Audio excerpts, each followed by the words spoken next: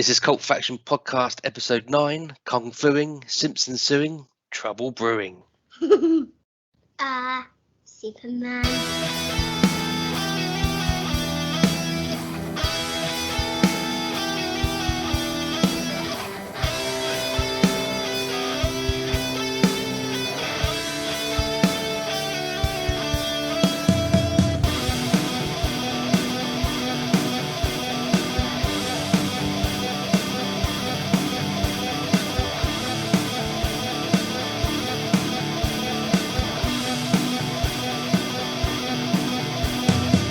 Hi, welcome to Episode 9 of the Cult Faction Podcast, Kung Fuing, Simpson Suing, Trouble Brewing. I'm Damien Hicks, and as ever, I'm joined by... Brett Summers. Paul Hawkins. Cool.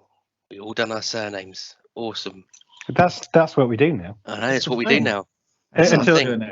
Until the point where we become, extra famous and have more than 10 followers, and then we can go back to being first names like Cher and Madonna. That sounds Morrisey. good. And Morrisey. I don't want to be like Morrisey. More on that later. Cool. So what's been happening in our world? Well, I've kind of been reminiscing back to the late 90s when I lived in America and worked as an undercover cop with Johnny Depp, going into high schools and saving teenagers from drugs and other stuff like that. That sounds unrealistic, but carry on. But yeah, it just brought out lots of memories, lots of denim, lots of sax, and was it double denim or was it denim and a leather jacket? It wasn't a member of Bewitched, surely not double denim. I wish. I could have been the fifth member, the one that doesn't do much and just stands at the back like E17. No, I was I found through, I think, the Roku app, which is now on most things, I found 21 Jump Street. I used to love that on a Sunday evening. Yeah, and I pretty much, seeing as it was the school holidays, pretty much binged season 1. And yeah, lots of denim and also lots of moody saxophone. It was just a great series. I remember but parents would go to bed because it was Sunday and Dad had work early. I would then be left to my own devices and have to do supper. So I'd watch something like 21 Jump Street or Deep Space Nine, depending on what year it was. Then I'd watch a film. It makes it sound like you're a time traveller. Depending on what year it was. Wherever I landed, if I landed here, it would be 21 Jump Street. But if it was, I don't want to give anything away. But have you been watching me? Sometimes when I got it wrong, it'd just be the Archers. Yeah, but it was such a apart from the obvious where they didn't actually look like high school kids that you kind of glossed over, and a lot of the time also they had high school kids that actually were like 25 years old in high school. Well, that still happens in American TV. No, exactly. But from a UK perspective, it just didn't make sense. But it was great. I used to love it every weekend. But it's just watching it back now. I literally, I binged season 1 so much that I'm not sure what my memories are of the 90s now and what are 21 Jump Streets. But the amount of people that turn up, that it's ridiculous. Jason Priestley is a punk rocker in it. He's got a gelled up mohawk. Yeah, I remember him. Jason Priestley. Josh Brolin is like a preppy rapist boy. In the series, that's not I was going to say statement. Yeah. That's not a statement about him now. I don't want to get Thanos clicking me out of existence. But no, that was cool. I also found what could possibly be the best movie ever made. Now that's a big statement. Yeah, I was going to say it's terrible, but in a good way. But it's awful. Space Mutiny. That rings a bell. Why does that ring a bell? It stars Reb Brown, who was Captain America in the 1970s film where he had a motorbike and a shield, and that was about as far as it went as being anything really to do with Captain America. And also, when you start watching it, you're like, this just looks like a knockoff of Battlestar Galactica. And then it turns out when they start using footage from Battlestar Galactica, including the spaceship, but the spaceship's going the other way, they've moved it backwards. And I looked out, and I thought, they can't just rip it off, can they? And they actually bought the footage. They rented the footage, and apparently it's still available now. So if we ever want a movie, we could rent the footage from Battlestar Galactica and put it in there.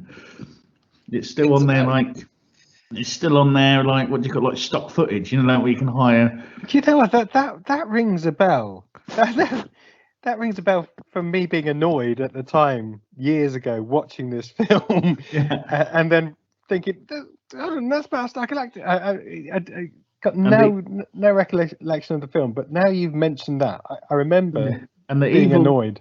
The evil baddie is the angel dude from Barbarella, but all he seems to do is sort of, I don't know whether or not they just didn't pay him and he thought he was going to ham it up or what, but he just chews the scenery and just everything ends with an evil laugh.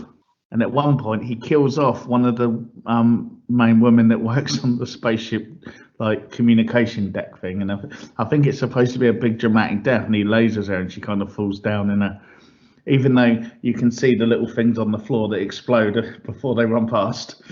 But then it cuts back to the bridge and they walk along and she's sat at her desk still doing a job. So she's just been killed and it cuts back. Obviously, continuity wasn't much of a thing. And there's like stick on cotton beards on people and to make them look like Lorne Green from Battlestar Galactica. And at one point, when they go into the ship's engines, there are actually windows out and you can see sunshine coming in, even though they're on a spaceship. Fantastic. But it's worth a watch. But in a bad, don't expect genius. But Space Mutiny. Yeah, I might put that on a list. I'm gonna put it on Not sure what list, but I'll put it on a list. I think a few people in it might be on a list. And then the usual stuff: Invincible, Falcon, Winter Soldier. Going through all that, and it's all still good. Go and watch it.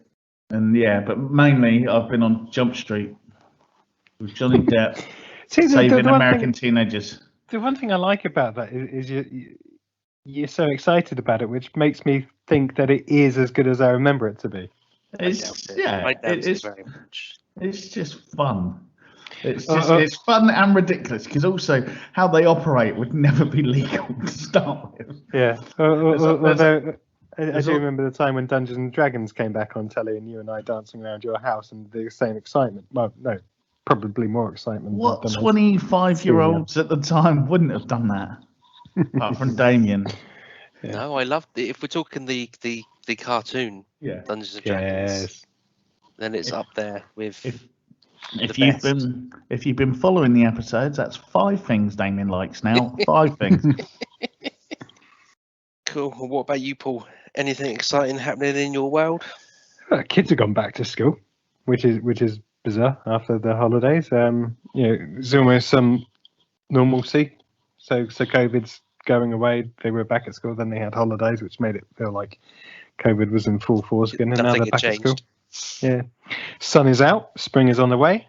Growing plants. Bears are eating the grass. Oh, you mean like telly, don't you? I mean, anything, Paul. It's a free space. You can talk about whatever you like. Sounds like you're trying to, within reason. Are you trying to branch off into your own spin-off about your life? I'm struggling to sleep at night. No. So TV-wise, apart from the usuals that we speak about, the likes of Unforgotten and Line of Duty, I'm up to speed. We're up to speed with Line of Duty now, and struggling with the fact that you have to watch it in real time as opposed to binge watching, and it's a nightmare. I'm just going to wait until they announce the fact that they've stopped making it, and then I'll start watching it, because then I won't have any of this nonsense. Just watch Gogglebox. It's on there for about 5 minutes, and you get all the main bits. But the proper standalone series, you don't need to watch one after the other. I mean, you don't have to wait for season 7 to come out to watch the whole thing. And I think we've only got like a couple of episodes left of this season, so. Series. I'm not American. Series. We're up to speed and struggling with the fact that we can't instantly jump ahead to the next one. Actually, is that on tonight? Am I missing Line of Duty for this? I doubt it's on a Tuesday night. It's when? Sunday. And it's Sundays. Is it Sundays? So. Either way, I'm pretty certain Tuesday night on BBC One is a bit of a dead zone. So. Well, yeah, we looked last night. So we could have watched it last night, but instead we were getting through Unforgotten. Almost finished that. All that thing with Line of Duty, though, do you know who would have solved that straight away? Johnny Depp undercover as a teenager. Well, yeah, It but would you have could been say done. that. You could say Frost would have solved it straight away, or Frost would Bergerac. have- Bergerac Frost- wouldn't. Bergerac would have been too busy, like Frost and whining and Bergerac. dining some of the female police. Frost and Bergerac do not have the denim or the skills on the saxophone. Oh, of Johnny Bergerac Depp. wore a lot of denim and a leather jacket. Yeah, he did. Not like Johnny Depp though. In 21 Jump Street. I'm starting to worry about you. It was a long week at home. So the films that we've been mainly watching this weekend. Okay, so new and old. So one that's just come out and one from the mid-90s. So we watched Promising Young Woman on Sky over the weekend, starring Kerry Mulligan.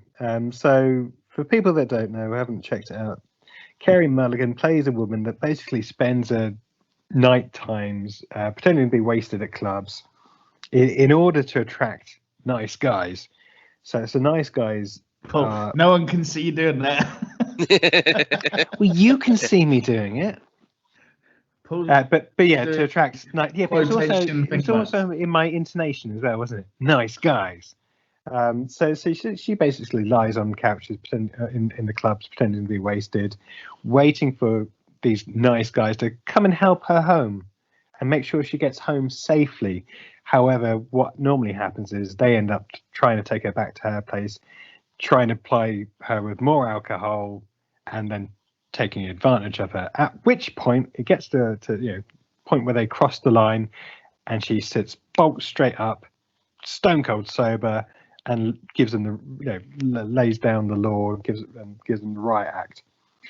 And then things progress, and there's another bit of a storyline which I will not give away, but she tries to get revenge on some people, and so on. Now, Brett, you say you really liked it.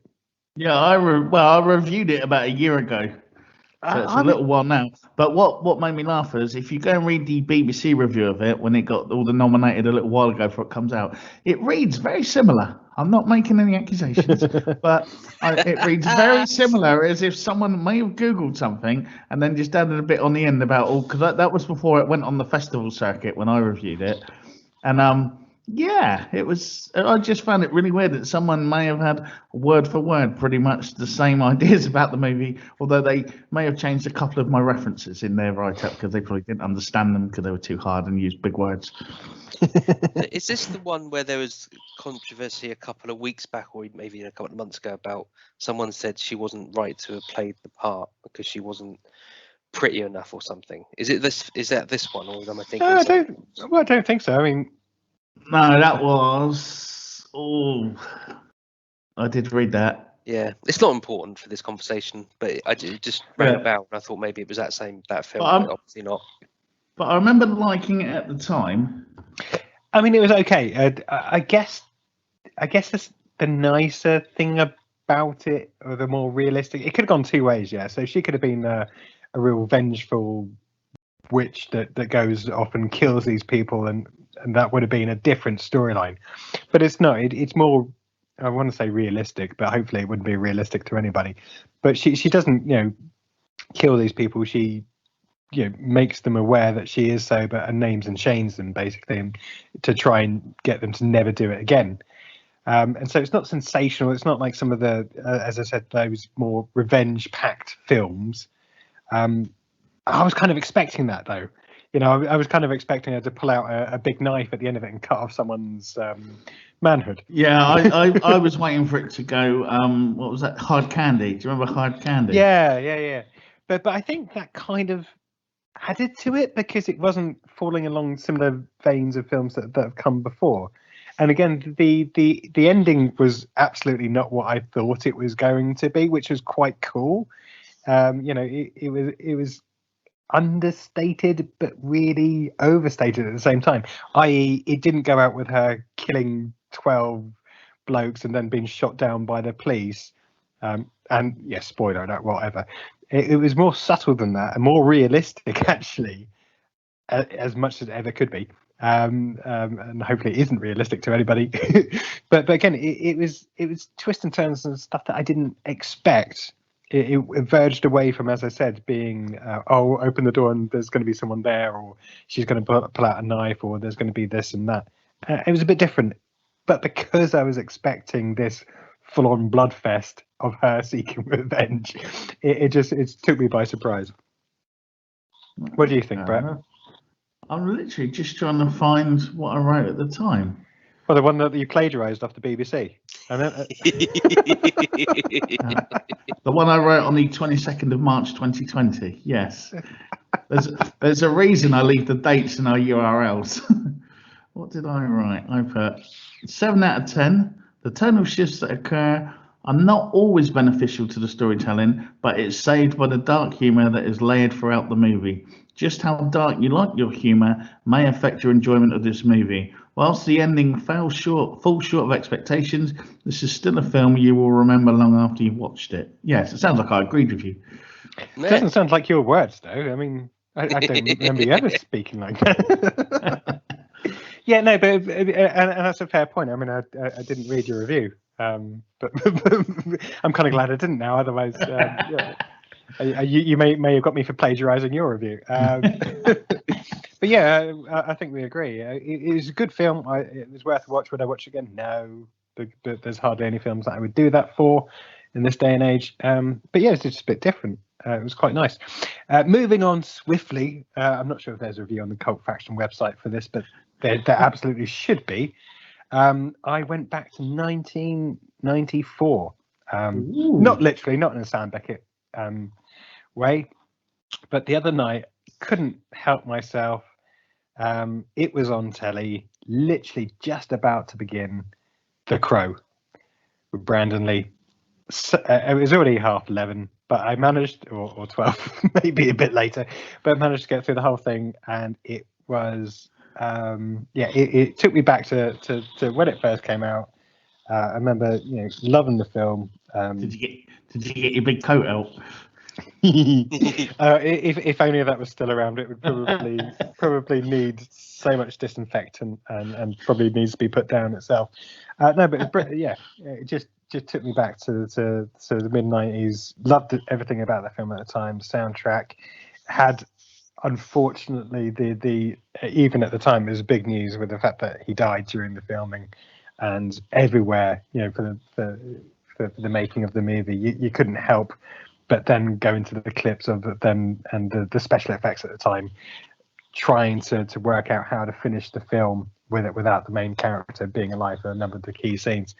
But yeah, okay, so hands up, there are some dodgy bits to the film, but that they're forgivable when you think it's comic based. Bigger than life characters, fire it up, fire it. These aren't the cleverest of villains ever, some of them, and yeah, it's got some faults, but the mood, the soundtrack alone, Brandon Lee, sterling job, so it transported me back to the mid-90s. Yeah, so anyway, it was a nice way to go back. I won't bother you with the fact that I also watched Total Recall, because I think that just deserves a space at another point in time.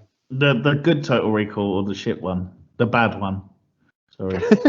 Well, I like the fact that you're repeating, you're coming down on yourself for swearing, then when over the last 9 episodes, you and Damien have been using so many swear words, and I've been so conscious not to swear. The amount of times I've been stuttering. We have a quota. We're like a PG. We can get away with a few shits. Ask Gravy counts, does it? That's not swearing. I don't think if you went to a legal document and looked at the words you can and can't say, Ask Gravy's listed. Well, yeah, but I'm just conscious of the fact before we started this whole podcast thing, you two both we've locked these off. He's going. We're going to lose it. No swearing, that's what you said. So every week I'm there trying desperately not to swear, stuttering or fumbling words. All the while you two are like effing and jeffing. Oh, I don't think you'll find any effing and jeffing. And that's why, Paul, that's why you'd never make it on Jump Street. I'm just saying. I'm going to let loose one day. There'd be no stopping me apart from Damien editing it. Anyway, so that it was the original Total Recall. Oh, cool. As opposed to the one that was released a few years ago, which was absolute arse gravy. Why are you changing your voice when you swear so people think it's someone else? That was you. What, Damien? Sorry, guys, I was on mute. Okay, Damien, what have you been watching? Well, I mean, talking about arse gravy, I started watching Sorry, Invincible. what have you been watching? What random websites have you been on? Many, but none of them contain cult TV. Sexybisto.com. So you've actually done it. You've actually gone off, taken one of Brett's recommendations, and you've gone wild. Although, well, I haven't gone wild. I've watched 2 episodes. Your posture at the moment isn't instilling a sense that you enjoyed this. No, I didn't. What? Not in the slightest. So for everyone actually listening, because we don't have a vlog, Damien was sat back with his arms crossed over, like someone had just slapped him round the face, and he was looking for a retort to come back with without killing them.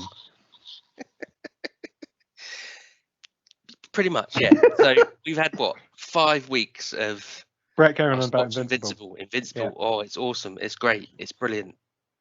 It is. Now give us the real lowdown. What is it not? For the people on the street.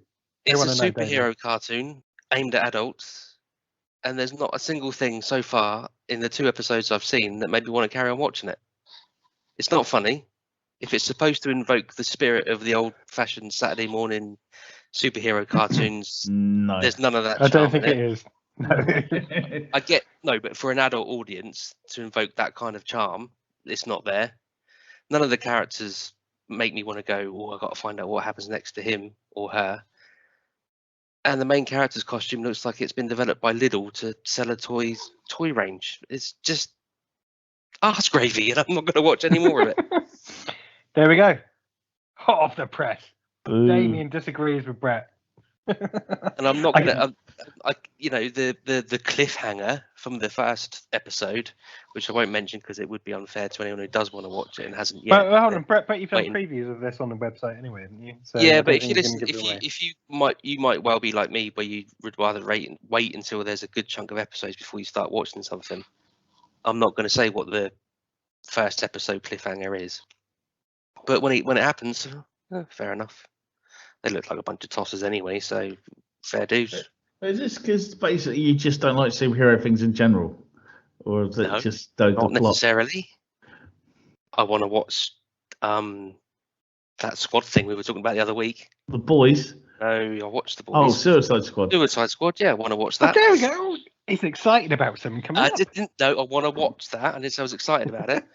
But no, so it's not my prejudice against superheroes per se. It's just from episode 1, it was, oh, this is awesome, this is brilliant, you've got to watch this, you've got to watch it. And don't turn around and say to me, you've got to give it 3 episodes, you've got to give it 4 episodes.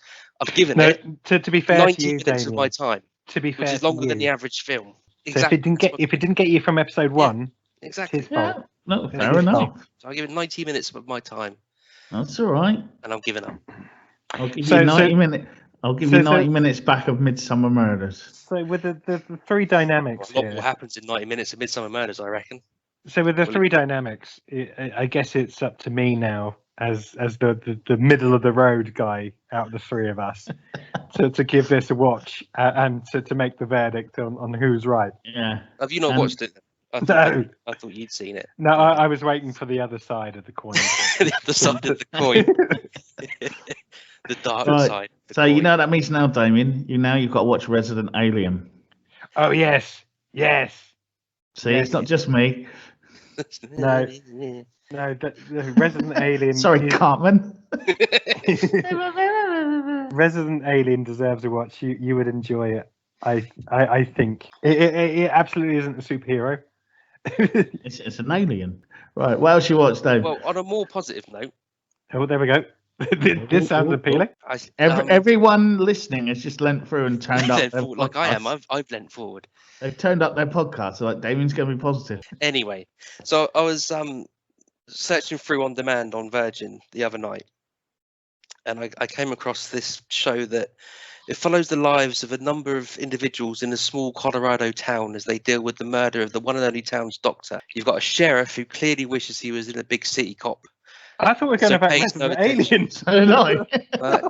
He pays no attention to the far more competent deputy. You've got a town mayor who looks like he spent his whole life there and just wants to please everyone. You've got a local bar owner who was an Olympic skier who crashed out in the most important skiing event of her life. The crowds go wild. And then you've got the town's newest resident who literally crash landed in a town a few months ago and has been railroaded into taking the job as the interim town doctor. Can you feel that rhythm? Resident alien, I'm not sure.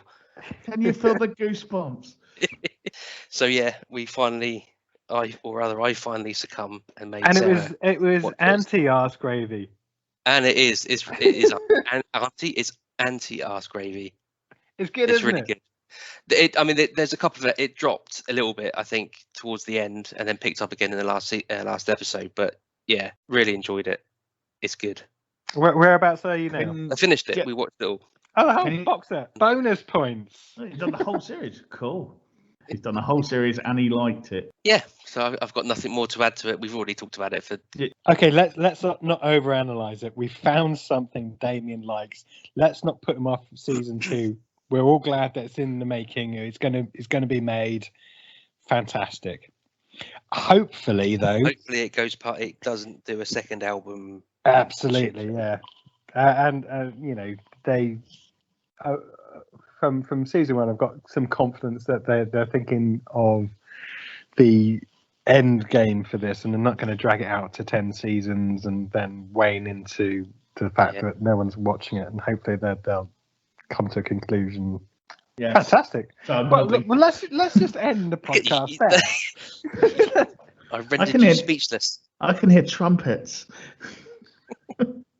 I'm kind of in shock now. Wow. Yeah. I'm looking at both your faces. You're like, what? Anyway. I feel like opening a bottle of champagne or something. Yeah, I don't know why. I feel like a cigarette. I think I can see tears in your eyes, Paul. Well, I was rubbing my eyes. I'm not emotional. And my odyssey into early 80s, or rather early 90s and late 80s classics, following a recommendation from a listener, has taken me to Critters. Yay! Is that good? I haven't watched that in years. Yeah. See, I mean, it's probably not as good as you would remember it to be, but it's still enjoyable. I mean, it's clearly, I think riding on the pigtails. Is that the word? Coattails. Riding on the coattails of the success of Gremlins a few years back. Yeah. But yeah, it's still good. I mean, it opens up like an early episode of Red Dwarf, including the effects, and then kind of turns into a urban legend retelling of the Kentucky Goblin story. But it's still bloody good. But if any of it extra Crites. The first Christmas. With extra Crites, yeah. Cool. Well, what did you watch that on? Just out of curiosity, because I might go and find it. It's on Amazon Prime. It's only like £3.50 or something to. Oh, you have to buy it. No. Fair enough. I mean, I wouldn't be surprised if it's on Arrow one. What's it called, Brett? Arrow, yeah. It is Arrow, yeah.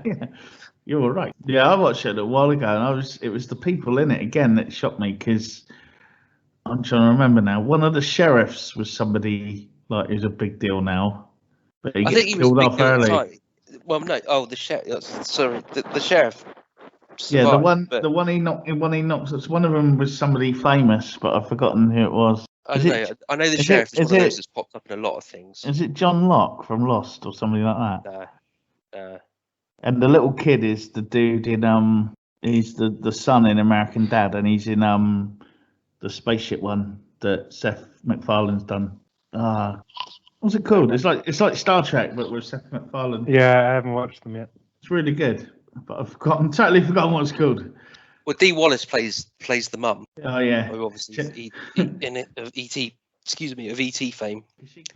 She's in like one of the more recent ones. She comes back and she's like, "Just call me Aunt D," and then she just comes and shoots one at the end, and then like leaves again. And it was like, there's been like 7 or 8 sequels since then, hasn't there? But I know I've seen at least the second one, maybe even the third. But yeah, I must admit I've watched all of them, and yeah, I'm not going to get my life back for the last 2 or whatever it was. Yeah. Oh yeah, the last couple not good, but I mean, Critters 4 when they're in space. If we didn't have that, there would be no Leonardo DiCaprio nowadays. Well, I think he would still exist. Yeah. Yeah, but I don't think he wouldn't your be life force depends on whether you make a film or not. He wouldn't be in the celebrity peak years without Critters 4. You often hear him say that, don't you, on his interviews? Yeah, he owes his that career the Basketball to Diaries. Critters If it wasn't for those 2 films, yeah. I wouldn't be the man I am today. But, cool. Cool. But Critters is still recommended them.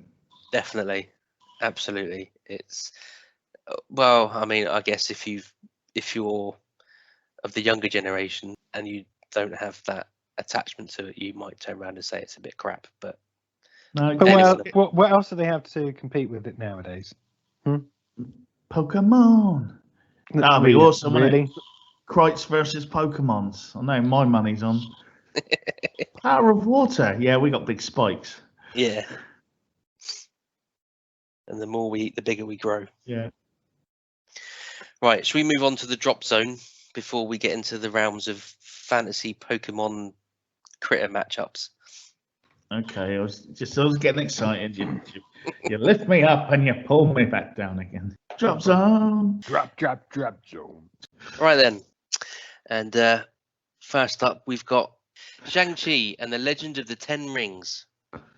Anyone want to talk about this? I certainly don't. So you guys, please. Really? Not even martial arts? Okay, well, Shang-Chi goes back. It was a Marvel creation in about 1973. It was a response to all the kung fu films and movies that were happening at the time. When karate was like full force and big. Yeah, Carl Douglas was kung fu fighting and all that sort of thing. It was created by Steve Englehart and Jim Starlin, and he's kind of hung around Marvel all that time. And then originally he was the son of Fu Manchu, but then in later years Fu Manchu got moved out of it because Marvel didn't own Fu Manchu, and Manchu. Now I've just got Ash in my head. And now Fu Manchu going to sue. So it was like, then he became, in the film, he looks like he's the son of the Mandarin. So they've kind of took the story, but changed it enough that they're not going to get sued. And yeah, it looks like an exciting kung fu film. Really? Yeah. It just looks like any other kung fu film to me. I watched the trailer, and actually, I think I'm more excited to watch Mortal Kombat, the new Mortal Kombat, than I am this one. The trailer, if these were the best bits of the film, which trailers should be, they should be the showcase of the film. Well, it's the teaser trailer at the moment, so we've just got some. It's probably the bit. This is probably all the bits they've managed to film at the moment because of lockdown. Before it goes into pre-production and all that kind of good stuff. Because if that's the case, I'm underwhelmed at the moment, so hopefully you're right. And but Shang-Chi is another sort of second, third string character, a bit like Guardians of the Galaxy, where in the comics, where they were kind of, and even Iron Man in a way. Iron Man was about second string sort of character, and so hopefully this will be another one of these sort of things where, like, they seem to do better with the characters that aren't the major sort of what's the word I'm looking for? Big players. The big players. What do you call it when they bring out a movie in the summer? What do they call it? The blockbuster. Yeah, it is a blockbuster. It's like the holder. What do they call it? The main pillar. Card. Not the pillar. The structure. Yeah, like that. But they call them the tent pole. It's not a tent pole character that holds. Got there in the end. Yes. Oh, I was getting stressed. I was getting really stressed about that. I thought it was a tadpole for a minute. Like at first, then it dropped what he was talking about. Yeah, he's not a tent pole character. So I'm not expecting, like, big dramatic kind of things in the way like what you would expect from one of the major characters. So I'm hoping because same as Ant-Man, I went in with that with low expectations because it was like it's Ant-Man, and then it turned out to be a really good film and quite funny. I went in with low expectations and came out with low expectations with Ant-Man. You weren't warmed by the story? No. Can I hazard a guess? You're a Is cold man. Ant-Man about someone that can go as tiny as an ant? Yeah. Yeah, there we go. That's me out. And he has, the capacity to ride ants and all that kind of good stuff as well. Yeah, but the cool bit was his mate that has to retell the stories. Yeah, again, I wasn't blown away by Ant-Man.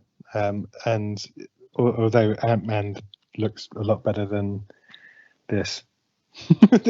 I'm sorry. Let's wait for the proper trailer then. But at the moment, jury's out on this. I was just about to say, so that's jury's out from Paul. It's hopeful from.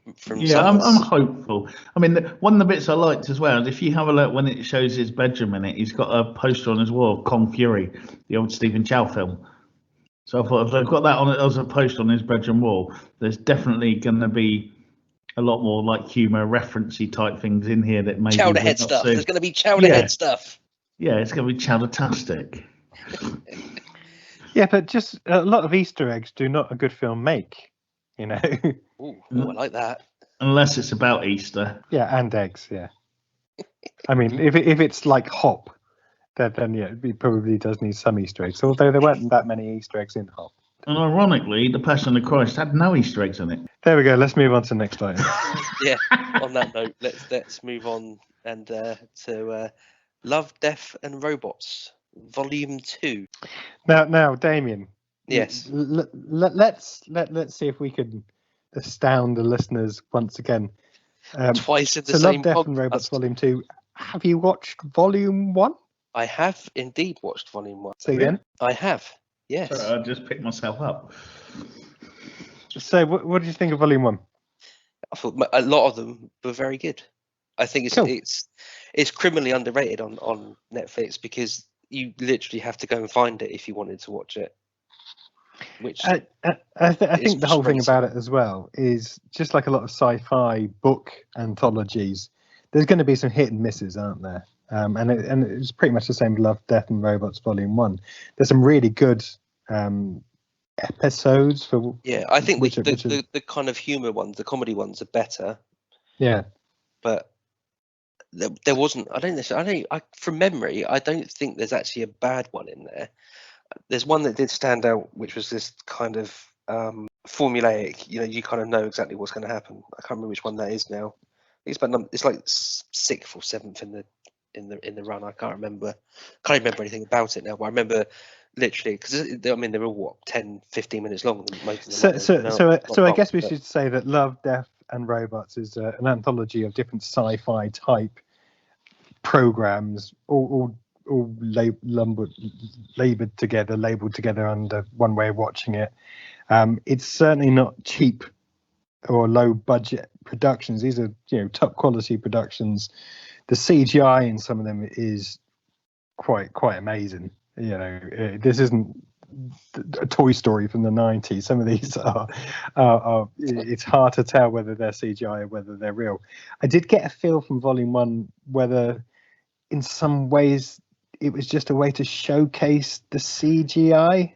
Yeah, it's a bit like that Oat Studio that I talked about a couple of weeks back. That's on a bigger scale than this. It's a similar thing. It's almost like you say, this is what we can do. Give us the budget to do it, and we'll make an epic. And it's the same. And the same for Volume 2 as well, isn't it? I mean, they've got some full-on decent producers, directors involved, and I can't remember off the top of my head, but these are people that are involved in big blockbuster films, let alone cheap. It's not cheap sci-fi movies. These are quality producers, quality directors, and all that kind of good stuff. And the almost high concept ideas as well, not just run of the mill boring. So there's that one. I can't remember what. That must have been the one I watched. That must have been the one I watched because all I remember is every time I tried to watch season 1, I woke up and it finished. I don't know. I can't remember. I'm not even entirely sure I watched each one in order. I think I might have watched it based on the, reading the title card and then looking at the picture.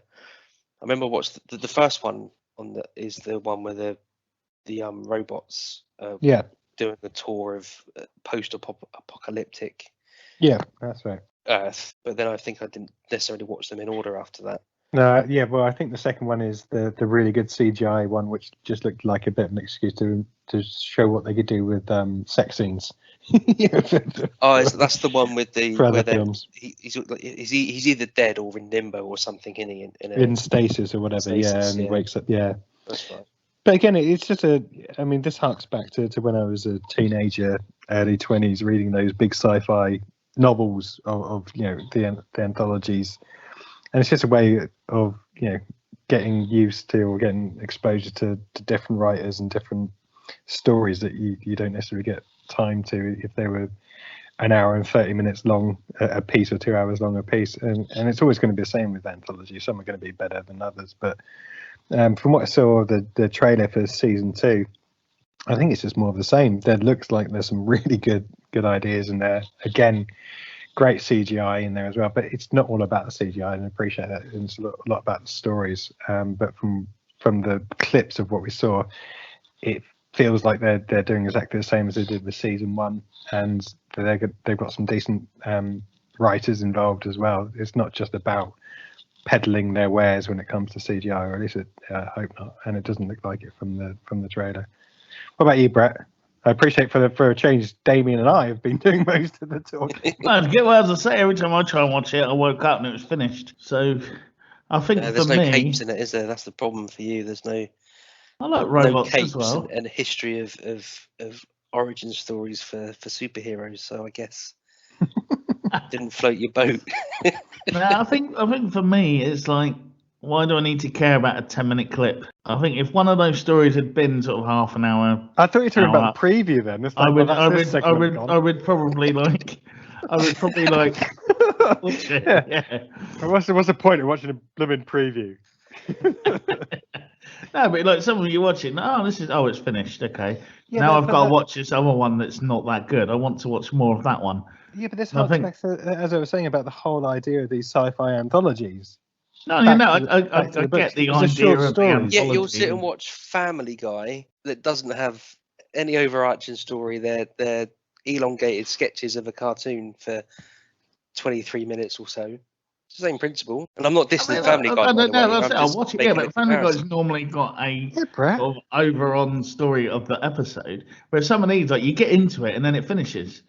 Why are you so anti what we're into? Damien and I are like trying to, spread the word and everything, and you're just so negative. Damien's so positive about, trying to introduce the listeners to something new.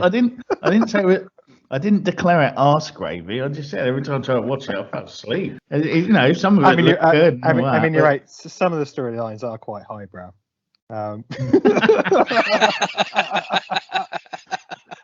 Which is interesting that the one you remember is the sex one. No, that was the one I was a little bit disappointed with, because that just seemed like they were trying to showcase the CGI that Why were you disappointed? Did someone walk in?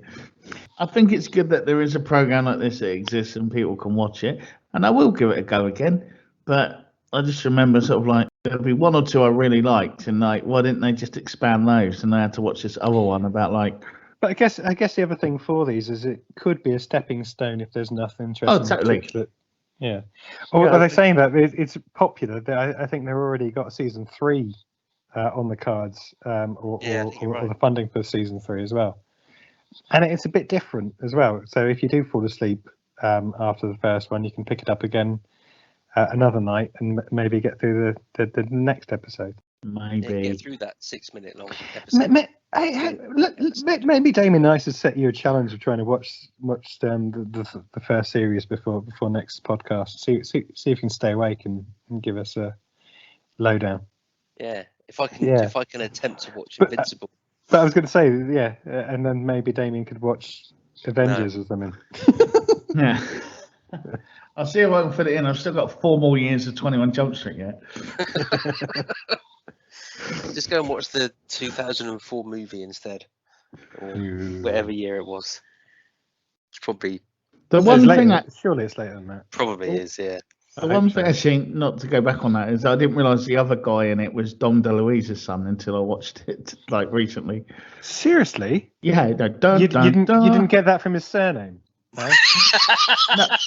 not in 1993. I didn't, whatever it was. Jesus! Wow, I didn't even think that was it needed discussion in this day and age. I thought that was just recognised and ingrained into us. Yeah, well, I probably didn't read the credits in 1993. I was typically like slamming. Oh, come on! I was probably slamming to the credits. I was slamming to the big tune. If you and I both can still remember who played the lead role in Monkey from watching the credits, then you knew DeLuise's son was in this. Masaki Sakai is an idol. Anyway, let's bring this back on topic. We've left 21 Jump Street. What's next on the drop zone? Let's talk about Séance. Three-letter word for me, starting in M, ending in H, with an E in between it. Yeah, I can't disagree with you there. Say it again. I'm still trying to work out what the word is. Meh. It's not Oni or Eon or Neo. I remember that. Yes, it's meh.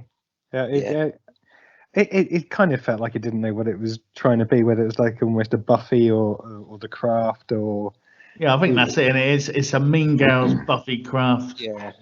I mean, to be honest, I wasn't sure, but I thought, because I know that Damien likes teen drama horrors and stuff. So I thought I'd chuck this one. There's no werewolves in it, so it's not. None of them had sparkly skin either. Not that it's been revealed. Yeah, so Séance, so that it follows Camille Meadows, the new girl at the prestigious Edelweiss Academy for Girls. Soon after her arrival, 6 girls invite her to join in their late-night ritual, calling forth the spirit of a dead former student who reportedly haunts the halls. But before morning, one of the girls is dead, leaving the others wondering what they may have awakened. Yeah, yeah. I mean, it felt it felt like a PG-rated version of the film that was out a few years ago, where they did a séance and everything went a bit pear-shaped. But that was actually quite scary, as opposed to this, which doesn't look scary, doesn't look entertaining. And I think it's just a shame. Is it a British lead for this? It's Suki Waterhouse. She's the main actor in this one. Yeah. Again, I feel a bit sorry for her, because actually, from the little snippets that you see in the trailer, I don't necessarily think it's going to be any bad acting in it. I just don't think it's a good script, and it doesn't look like a good script from what I can see, and doesn't look like a good storyline. Yeah, it's just one of those. I think it was a good idea when they discussed it. They just didn't really sort of flesh it out much. Flesh it out much. I'm going to defend it a little bit here. Only insofar Get you, as Mr. Positive Vibes. I know. Only insofar as I say, have you won the lottery? This is the trailer, and unlike whatever it was we looked at a couple of weeks back, where they gave everything away in the trailer, so we pretty much think we've seen the film, even if we haven't.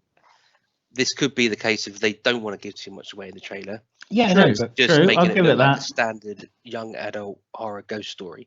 But again, you should be showcasing it with some scary bits, and even the scary bits, the jumpy bits in the trailer weren't that scary and weren't that jumpy. Yeah, but then if you give them away in the trailer, then you won't jump in the cinema. I'm just saying. Yeah, good point. Yeah, so she was in Detective Pikachu as well. That's probably one of the bigger hits she's been in. I was just having a look. But as I said, it doesn't look dark and foreboding. There wasn't that feel to it. It's Buffy. I'm just trying to be positive. Wow. I know. Sun's out now, isn't it? Well, not right now. There we go. The sun's out. So welcome to the Cult Faction Earth 2 podcast. Yeah, it's more like Damien in the Twilight Zone. He's been replaced by a pod person. Ironically. But the thing is, if it's on, I'll probably watch it. I'm not going to go out my way to do it. But if it's 11 o'clock on a Saturday night and you're flicking over and it's starting, I'll watch it. I'll give it a go. Yeah. Yeah, if it's free. That's exactly what I was going to say. If it pops up on Shudder, then I'll give it a go. Unless we do a bad review, then I'll probably listen to our advice and not watch it, which is where I think it's going to go. Let's move on. Yeah, let's move on to Nobody. Well, we could move on to someone. Rom pom pom. So I haven't got the blurb. Have you got the blurb, Brett? I haven't got the blurb in front of me anymore. Brett's always got the blurb. I didn't get this one because... Oh, yes, I have got the blurb. Cool. Let's have the blurb. That's what we all Oh, tune in for. no, I haven't got the blurb. I've just got the blurb. I've got the... Okay, Nobody is a 2021 American action thriller directed by Leon Nuschler and Derek Kolstad. It stars Bob Odenkirk, Connie Nielsen, Alexia Sidorov, the RZA from the Wu-Tang Clan, Michael Ironside, Yes. Colin Salmon, and Christopher Lloyd. And it follows a man who, while following clues regarding his recent home invasion, helps an underage girl being harassed by a group of men, only to become the target of a vengeful drug lord. So this is from the guys that did John Wick, isn't it? Yeah. It is. And apparently they have already discussed the potential of a crossover film in the future. And it could be based in the same world. Same universe. Awesome. Same universe. Cool. Yeah. I like looking at it. The storyline itself doesn't sound like anything new. You know, Death Wish and all that sort of stuff. It's a history of violence as well. Yeah, exactly. So, but if they get the action sequences right, they get the tone right. What's and it's got Christopher Lloyd in. So you know, happy days for me. Full disclosure, I like Bob Odenkirk. I like John Wick films. I'm going to watch this. I think it was interesting the amount of training that Bob Odenkirk's done to get himself prepped for this film. You know, he's gone, full on to this is his Breaking Bad, isn't it? You know, he's the mild-mannered guy. Now he's going to have to crack and go back to being like badass, evil, and kick-ass. This is almost like he's got his moment now, rather than being like the dodgy lawyer and that. Now he gets to actually smack some shit up. Yeah, it's kind of annoying me that we're doing this as we're talking about spin-offs later, and maybe Better Call Saul might just be one of my spin-offs that I want to rate. But yeah, I mean, I rate him a lot as an actor anyway, and I'm looking forward to this. As you said, Damien, this isn't anything revolutionary. It's been told, or it's a story that's been told so many times. It's a tale as old as time. Yeah, well, yeah, it's just not Liam Neeson doing it. In some of the action sequences, is Bob Odenkirk, who actually looks like he can do some decent action scenes himself, whereas Liam Neeson, no disrespect, but some of the fight sequences where it was actually him and not a stuntman, it looks a bit laboured, shall we say. But yeah, I'm definitely going to watch it.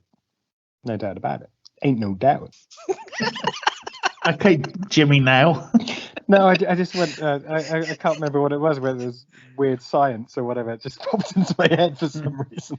Well, I think that I don't know what that says about any of us, but I went to Jimmy now as well, Brett. So everyone does. And also, it's got Michael frickin' Ironside in it, so we need to watch it. Michael Ironside, Christopher Lloyd. You just you can't go wrong with casting like that. So.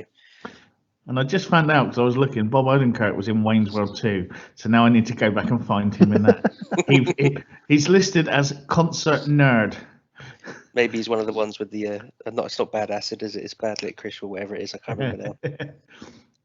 Yeah, so there's one for you. Let's find him. He's the concert nerd in Wayne's World 2.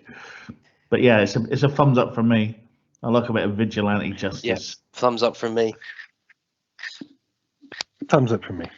Well, it's hard to give a thumbs up to the trailer, but I will be watching it. Well, maybe give a thumbs middle.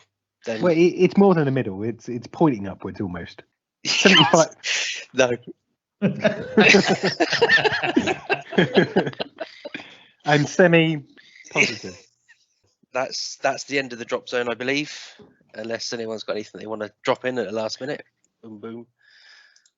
Not in regards to drop zone. No, cool. So, should we move on to the news? News desk. The news. News, sad news, happy news, news. So, news items this week. We can start with the sad news that Felix Silla passed away aged 84. Most of you will remember him from Buck Rogers, but I'm sure Brett can enlighten us on many other things that he starred in. I had a long career starting back in 1963. I mean, he did Bonanza, Cousin It in the Addams Family. He was Willie the Midget in the Monkees TV series. He was the child gorilla in Planet of the Apes. He was the little kid one. He did loads of different kids shows and that in America, like HR Puff and stuff. He was always, if there was ever a troll or a goblin in Bewitched, that was him. He was there. What else did he do? Demon Seed, Battlestar Galactica, Buck Rogers, obviously. Mork and Mindy. He was an Ewok in Return of the Jedi. He was the Visitor in the sci-fi episode of The Dukes of Hazzard. He even did Star Trek, Ghostbusters 2, Spaceballs, and he was one of the Emperor Penguins in Batman Returns. So he's had a big, long career. He was even up to 2018. He was still working. So that's a very long career. Yeah. Okay. I'm kind of expecting a little hammy comment. There's a really big, long career for such a small guy, or something like that. So stop using those kind of big, long career terms. He also did stunt work in The Golden Child and Poltergeist as well. I've just seen. So yeah. Was he Carrie Ann? He may have been. He probably carried lots of things. So that's Felix Silla, who passed away at aged 84. In other news, this time with Alan Partridge Series 2 trailer has been released. Any thoughts on that? Looks like classic Partridge to me. Quite excited. Love a bit of the Partridge. Been waiting because I did his Oast House podcast. I don't know if anyone listened to that. That's on. What's that on? That's on Amazon, Audible. No, it's Audible. It was an Audible one. I thought it was Audible exclusive. And that was amazing. And so yeah, definitely up for a bit more of that. And I look forward to it at the end of this month. Yeah, see, I wasn't that enamoured with the last series, whatever you want to call it. I suppose it's UK, so we can get away with calling it series. I just feel that Partridge may have lost his way a little bit.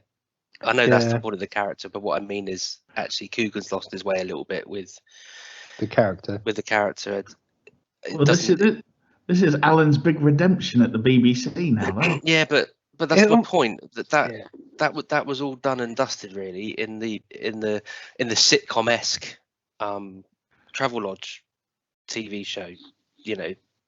That to me would always be the best version of Alan Partridge. Oh, totally. That was. And it just feels to me now that, to coin a phrase, it's flogging a dead horse. I don't think I actually even managed to get through all 6 episodes of the last season, which I didn't. Pains me to say because it just probably really should have stopped at the film.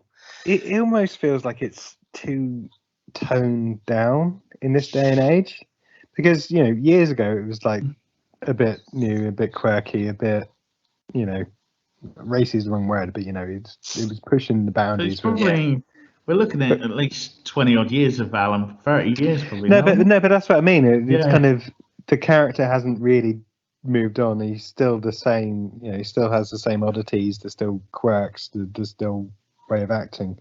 And just kind of think, he's done it so many times. I just find the conceit a little hard to swallow. I just don't think there's any way, shape, or form that someone like that character would be fronting, the one show. Well, that's how it happened, didn't it? He got it by accident, and then the guy it just wouldn't happen. Well, yeah, I mean, a lot of stuff in Alan Partridge's life wouldn't really. No, but but it would though, wouldn't it? The one show, his Partridge show, then the Fall from Grace, the living in a travel lodge. It was a travel tavern. Yeah, whatever. But that is all exactly how these things pan out. So, but you're not going to get Jeremy Clarkson hosting the one show, and that's almost the conceit that we're being forced to believe. He did do the Grand Tour. Yeah, but that's because they wanted to cash in on the. Yeah, totally. It's just a different. It's the same show, but on a different network. For me, I would not be hosting that kind of show, so I just struggle to believe it. I watched the first episode of the first series of this, and I kind of understood why Ricky Gervais stopped doing The Office. It's like, we've done it. taken the characters as far as I really wanted to go. If I carry on, it's going to be a bit more of the same. I'm not going to, break any boundaries. And It's a parody of a parody. Exactly. And I kind of feel that, Steve Coogan probably should have not killed off Alan Partridge, but killed off Alan Partridge some time ago. Because, the guy's a clever guy. He's a good writer. And it almost feels like he's flogging a deadish horse. I would just see that any other kind of conceit would have worked for Partridge, but not hosting what's essentially the one show. Go and have a listen to the Oast House though, because it's the Alan Partridge podcast. That's basically what it works really well on that, because that's what I mean. This is it. I'm saying I think is perfect for the type of character that he's supposed to be now. Wouldn't get network TV hosting shows sort of thing. It just wouldn't. And he'd be kicked off after the first episode. Exactly. Let's face it. I'm sure there was a backlash yesterday from Elton John mentioning cocaine live on air. So, well, in the words of Alan Partridge, you're wrong. So there. And we'll see what happens. Smell my cheese, your mother. Okay, what else we got? So it's also some more sad news that Helen McCrory passed away, aged only 52. Yeah, that was shocking, that one. She was amazing in Peaky Blinders, and she was really good in Penny Dreadful as well. I remember being in that. That was really good. I don't remember in Penny Dreadful. She was in the first series, she was the main sort of witch lady, and then there were like the other the young girl. I know you mean. Lady. Yeah. Is this Damien Lewis's wife? That's right, yeah. That's the one. Yeah. Yeah, I mean, I do remember, obviously, from... And Harry Potter as well. Yeah, that's what I was going to say. It's just a shame, because even in Peaky Blinders, I mean, it's sterling role that she performed. And it just got interesting at the end of the last series as well, because she went like full on badass. Yeah.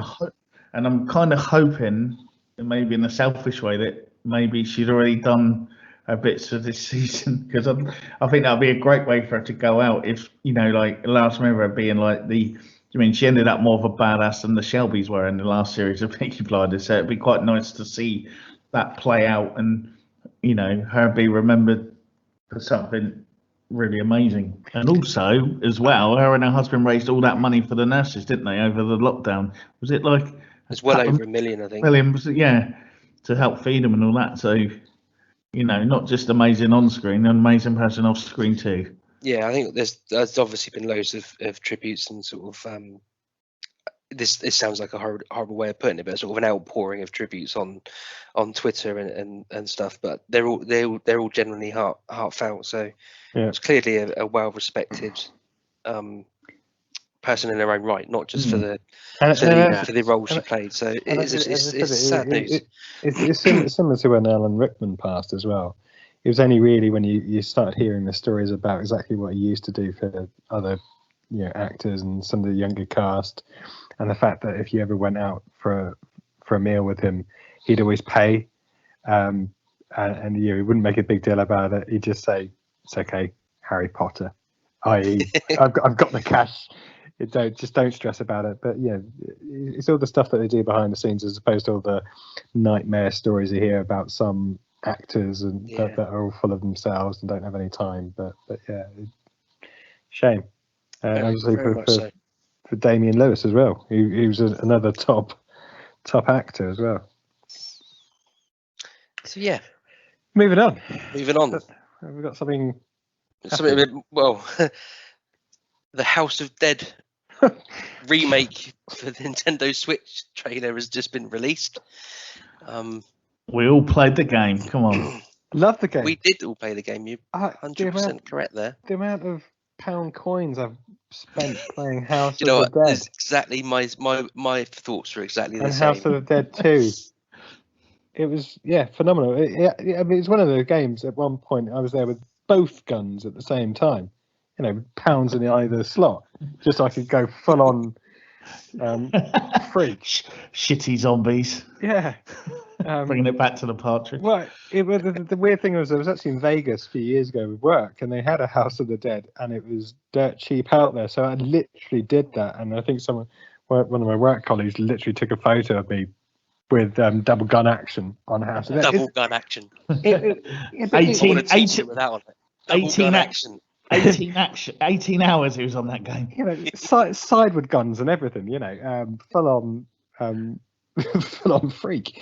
But no, it was a brilliant shoot 'em up as compared to some of the other shoot 'em ups at the time. You know, the one with the little pedal that you had to press to hide behind stuff, or what was the other one? Jurassic Park. Was that the time one? Yeah, Cop? I want to say Time Cop, but it wasn't Time Cop. Oh, why did you have to bring that one up? Yeah, I couldn't remember what the name was. I just remember that little pedal that you had to press to hide behind stuff. Yeah, I don't know what it was. I almost said Time Bandit. Time Crisis. Time Crisis. There you go. And had the slow motion bits in it as well, didn't it? But yeah, the interesting thing with this is it's for the Switch.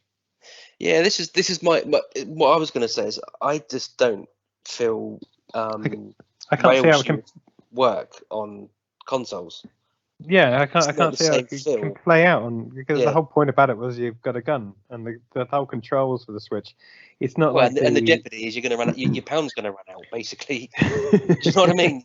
On when you're at home on your console, you don't get that. There's that same jeopardy. Just as I can charge the kids to play. Yeah, you know. Maybe that's the thought. But again, even with the likes of the Wii or the PlayStation, you've got the motion sensors and the camera. You don't have that with the Switch. So I'm not quite sure what the gameplay is going to be like, but hopefully it will be cool, because that'll be on my download list for the Switch whenever it comes out. Cool.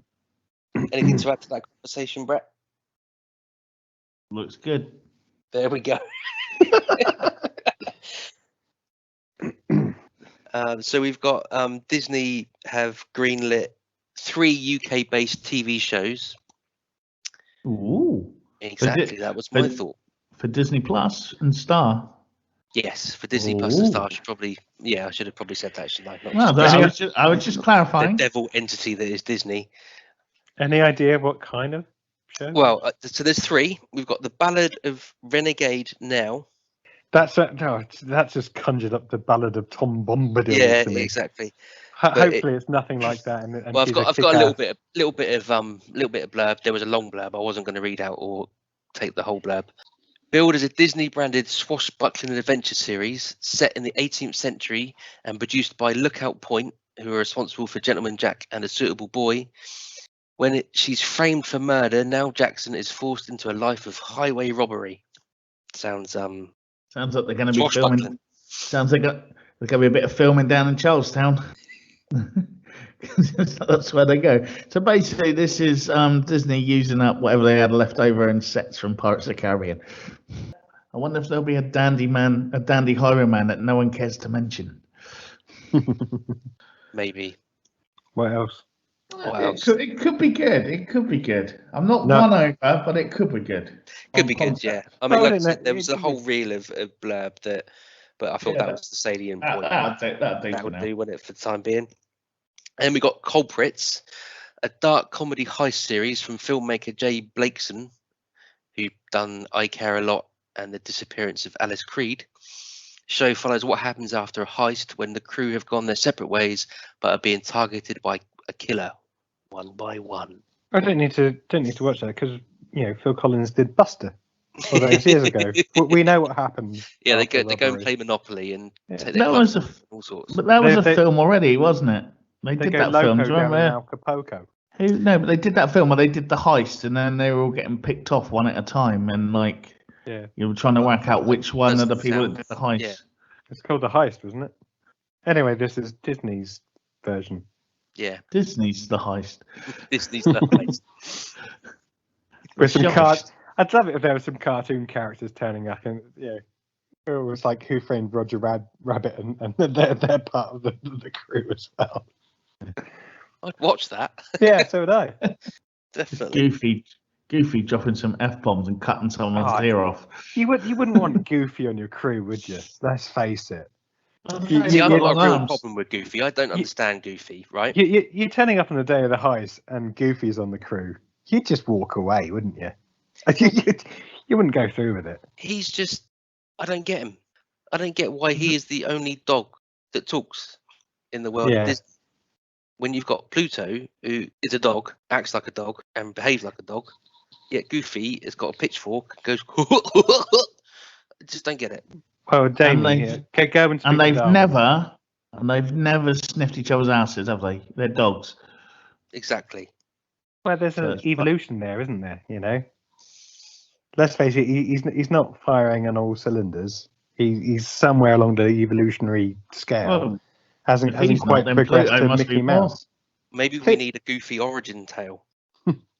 What was where he fell into some radioactive Yeah, bin? that's why he operates on a slightly higher plane than Pluto, but not quite high enough to properly interact with.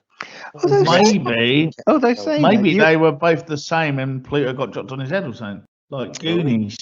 He Yeah. could be the one. Pluto might be the one they kept locked up in the basement, like in But like you Sloth and also Goonies. have Donald and Daisy Duck, and I've seen a load of different cartoons where there are other ducks in the water. Yes, you're right. So maybe there's a whole radioactive gang there. I've seen Donald Duck sat around a table with a turkey cooked on it. Yeah, Yeah. that's just wrong. And He's a also, carnivore.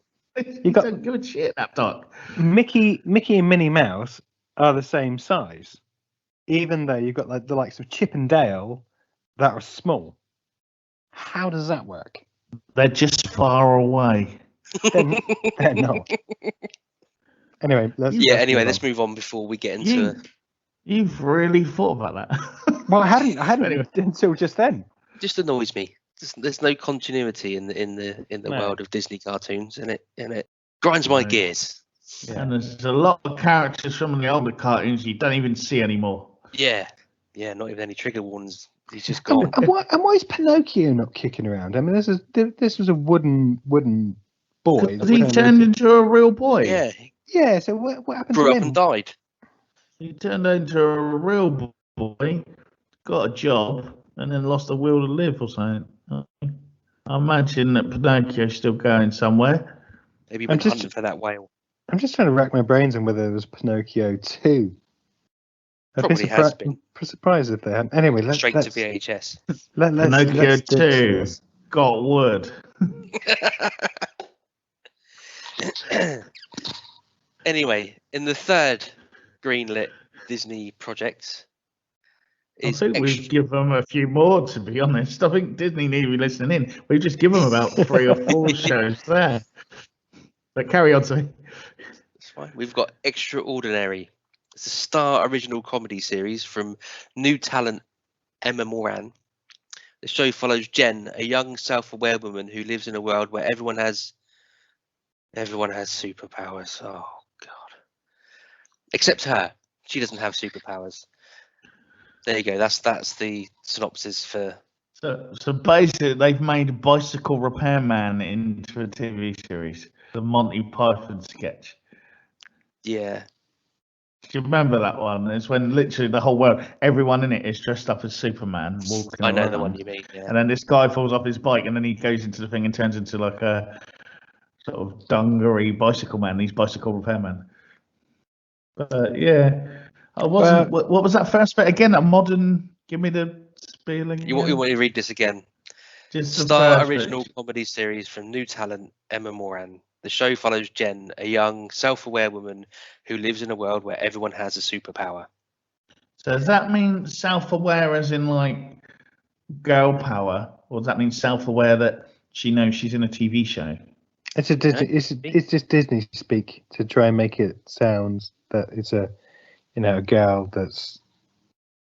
I think a fourth wall breaking thing, self-aware, might be quite interesting. Yeah, but I doubt Otherwise, it. it just It's Star for a start. To me, that almost implies she's going to be speaking to the camera a lot. Possibly. You know. I mean, to be honest, I lost the will to carry on reading once I saw superpower. Yeah, let's move on. So yeah, we don't know much about any of them yet. So we don't know. I just I thought it was a. we do, don't we? We do.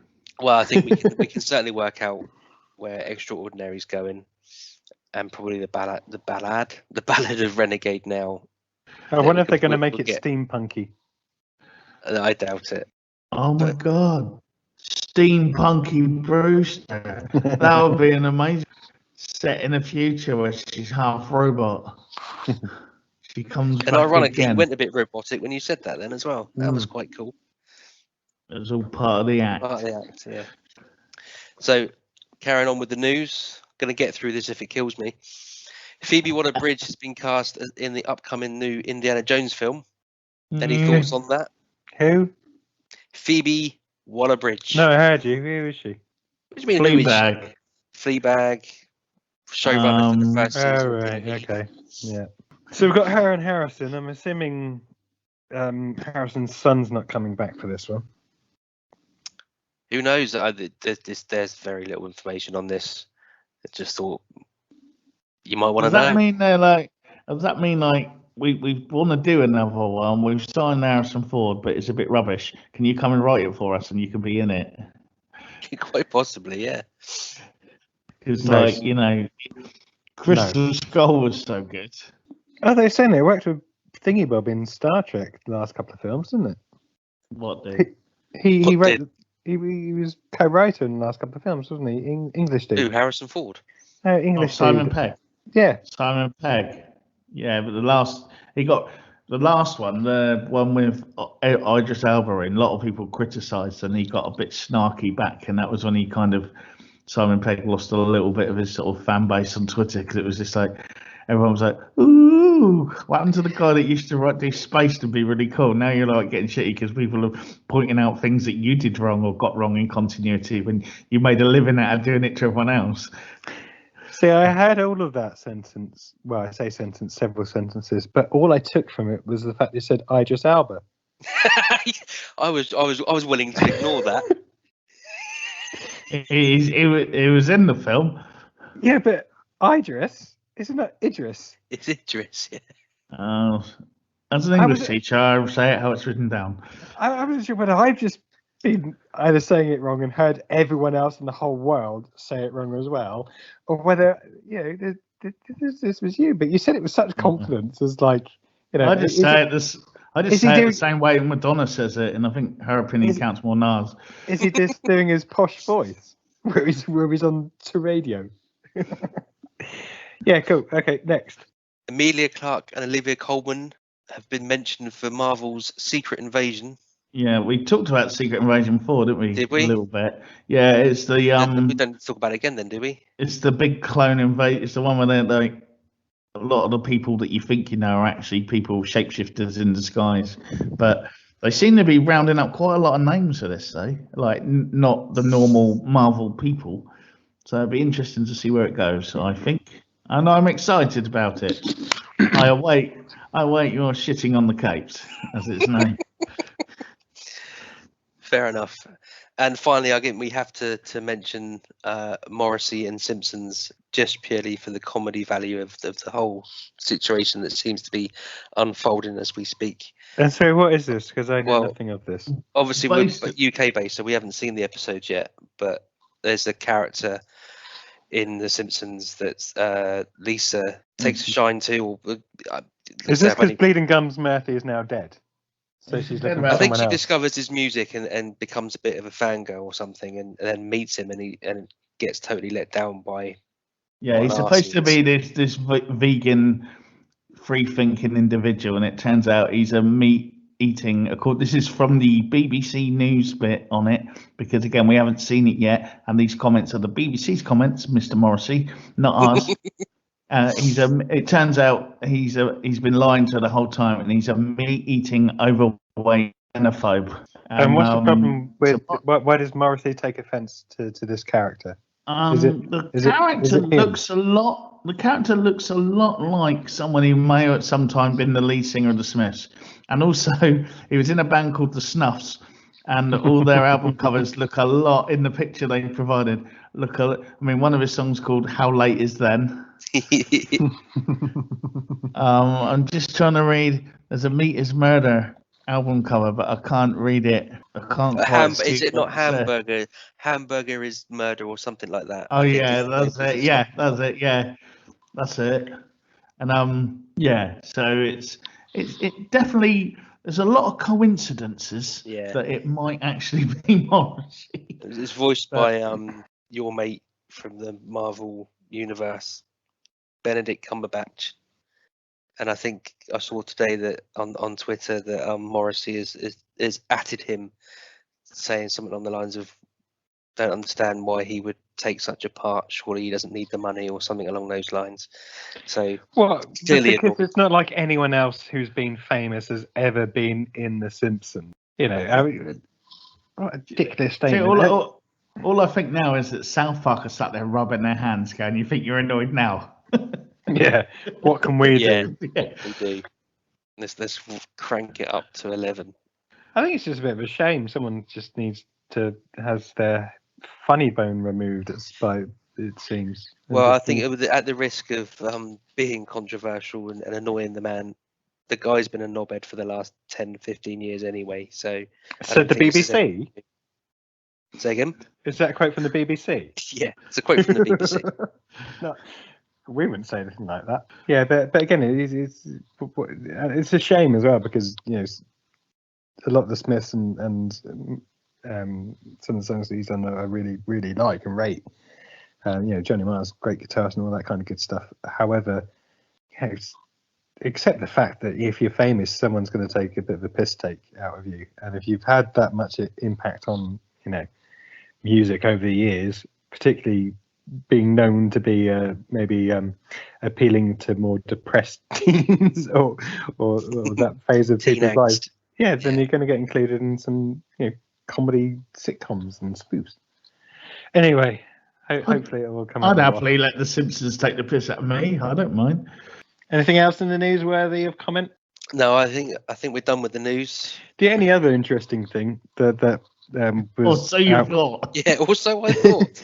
No, just thought worthy of mention, but I'm probably more excited about this than you two, to be fair, because it just shows how much money is being invested in this. Is in fact that the Lord of the Rings TV series is already looks like it's raking up over 500 million quid or dollars rather for its first series, as opposed to I think Game of Thrones was 100 million for its first series as well. So they've gone full on budget production. For that is that what you said? I'm right. I get you. Okay. So they are investing a serious amount of money to make this hopefully a decent series. So what's the premise? I think it's going to bomb. So there's little known about it at the moment, apart from the fact that it's set a couple of thousand years before Lord of the Rings. It's a prequel. There are apparently some recognizable phases, but the only people that can live that long are either wizards or elves. So I can't imagine the likes of Bilbo Baggins turning up. So you're thinking more of like around maybe Galadriel and all that kind of good stuff. And I'm assuming that it'll be I can't remember his name now, but from the writings, there was a bad guy before Sauron came along, wasn't there? So it may be him. That's part of the TV series. Apologies, I should have done some research, but I'm sure there was like a big bad guy before Sauron came along that Tolkien wrote about. But yeah, I just think it's positive that they're investing so much money into this. So they, from production wise, they're going to do it a lot good.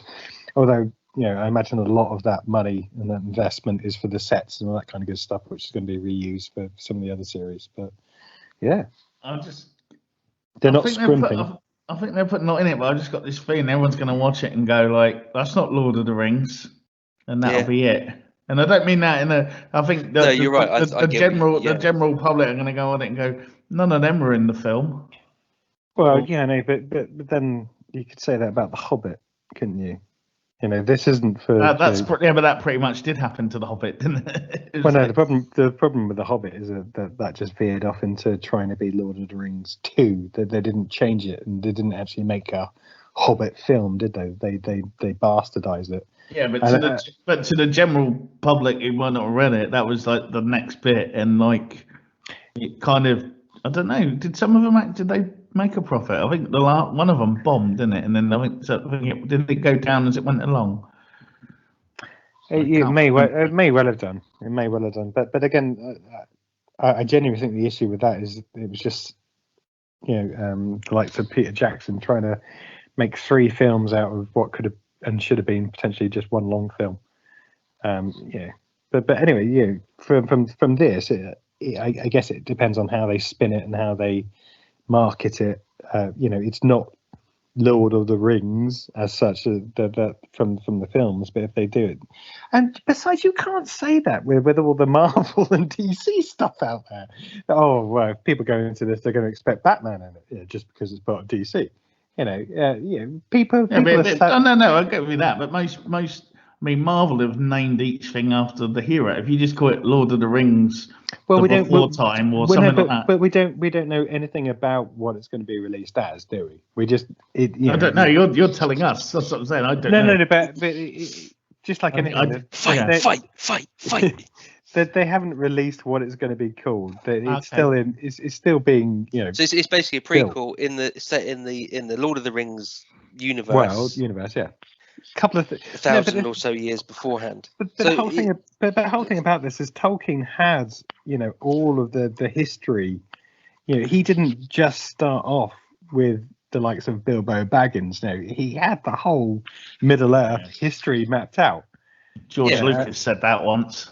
Yeah. No, but Tolkien did, and he did. He did his research into Norse mythology and English folk tales and stuff. He went into all the languages and all that, didn't he? Yeah. So, well, that's how we got started, and that's how we created. He's going to have a geekgasm in a minute. No, not so. It's actually when you look at how Tolkien went about it, he really. Well, I was going to say interesting. I mean, it was baffling to me the way you create your own language, but he was full on into it. But he had all these stories and all the tales that you hear in Lord of the Rings, or even just mentioned, he had a backstory and wrote them. So this is some of those coming to They've got some source material to pick from. Yeah. Paul's third podcast focusing on Lord of the Rings will be debuting shortly. You've had 3 spin-offs in one episode. I think there's a really tough market to crack there. I'm sure there's plenty of Lord of the Rings podcasts out in the world. Yeah, I'm not going to go down there. But not that many care that much. No, clearly not. I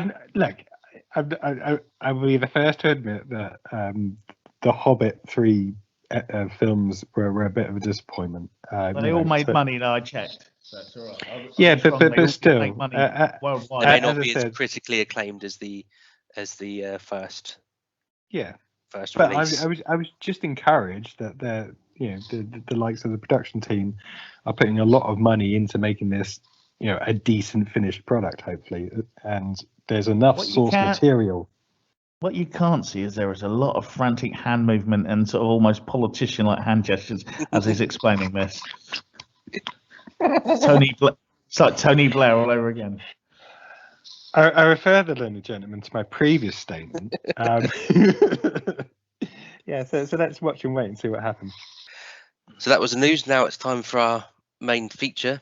This week we're going to take a look at spin-offs. They don't necessarily need to be good spin-offs, but they do need to be noteworthy spin-offs. I like that. Noteworthy spin-offs. Let's do that. Okay, my first one on my list, I've kind of doing them in reverse order.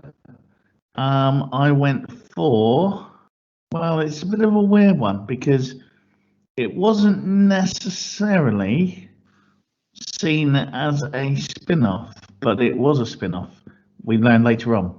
And that was Millennium, the late 90s TV show by Chris Carter, who'd also done The X-Files, and it starred Lance Henriksen as Frank Black, who was kind of an investigator, and he had the ability to see through the eyes of a killer. He could see what was going on in their mind. And he had this whole weird backstory with the Millennium Group trying to lure him in.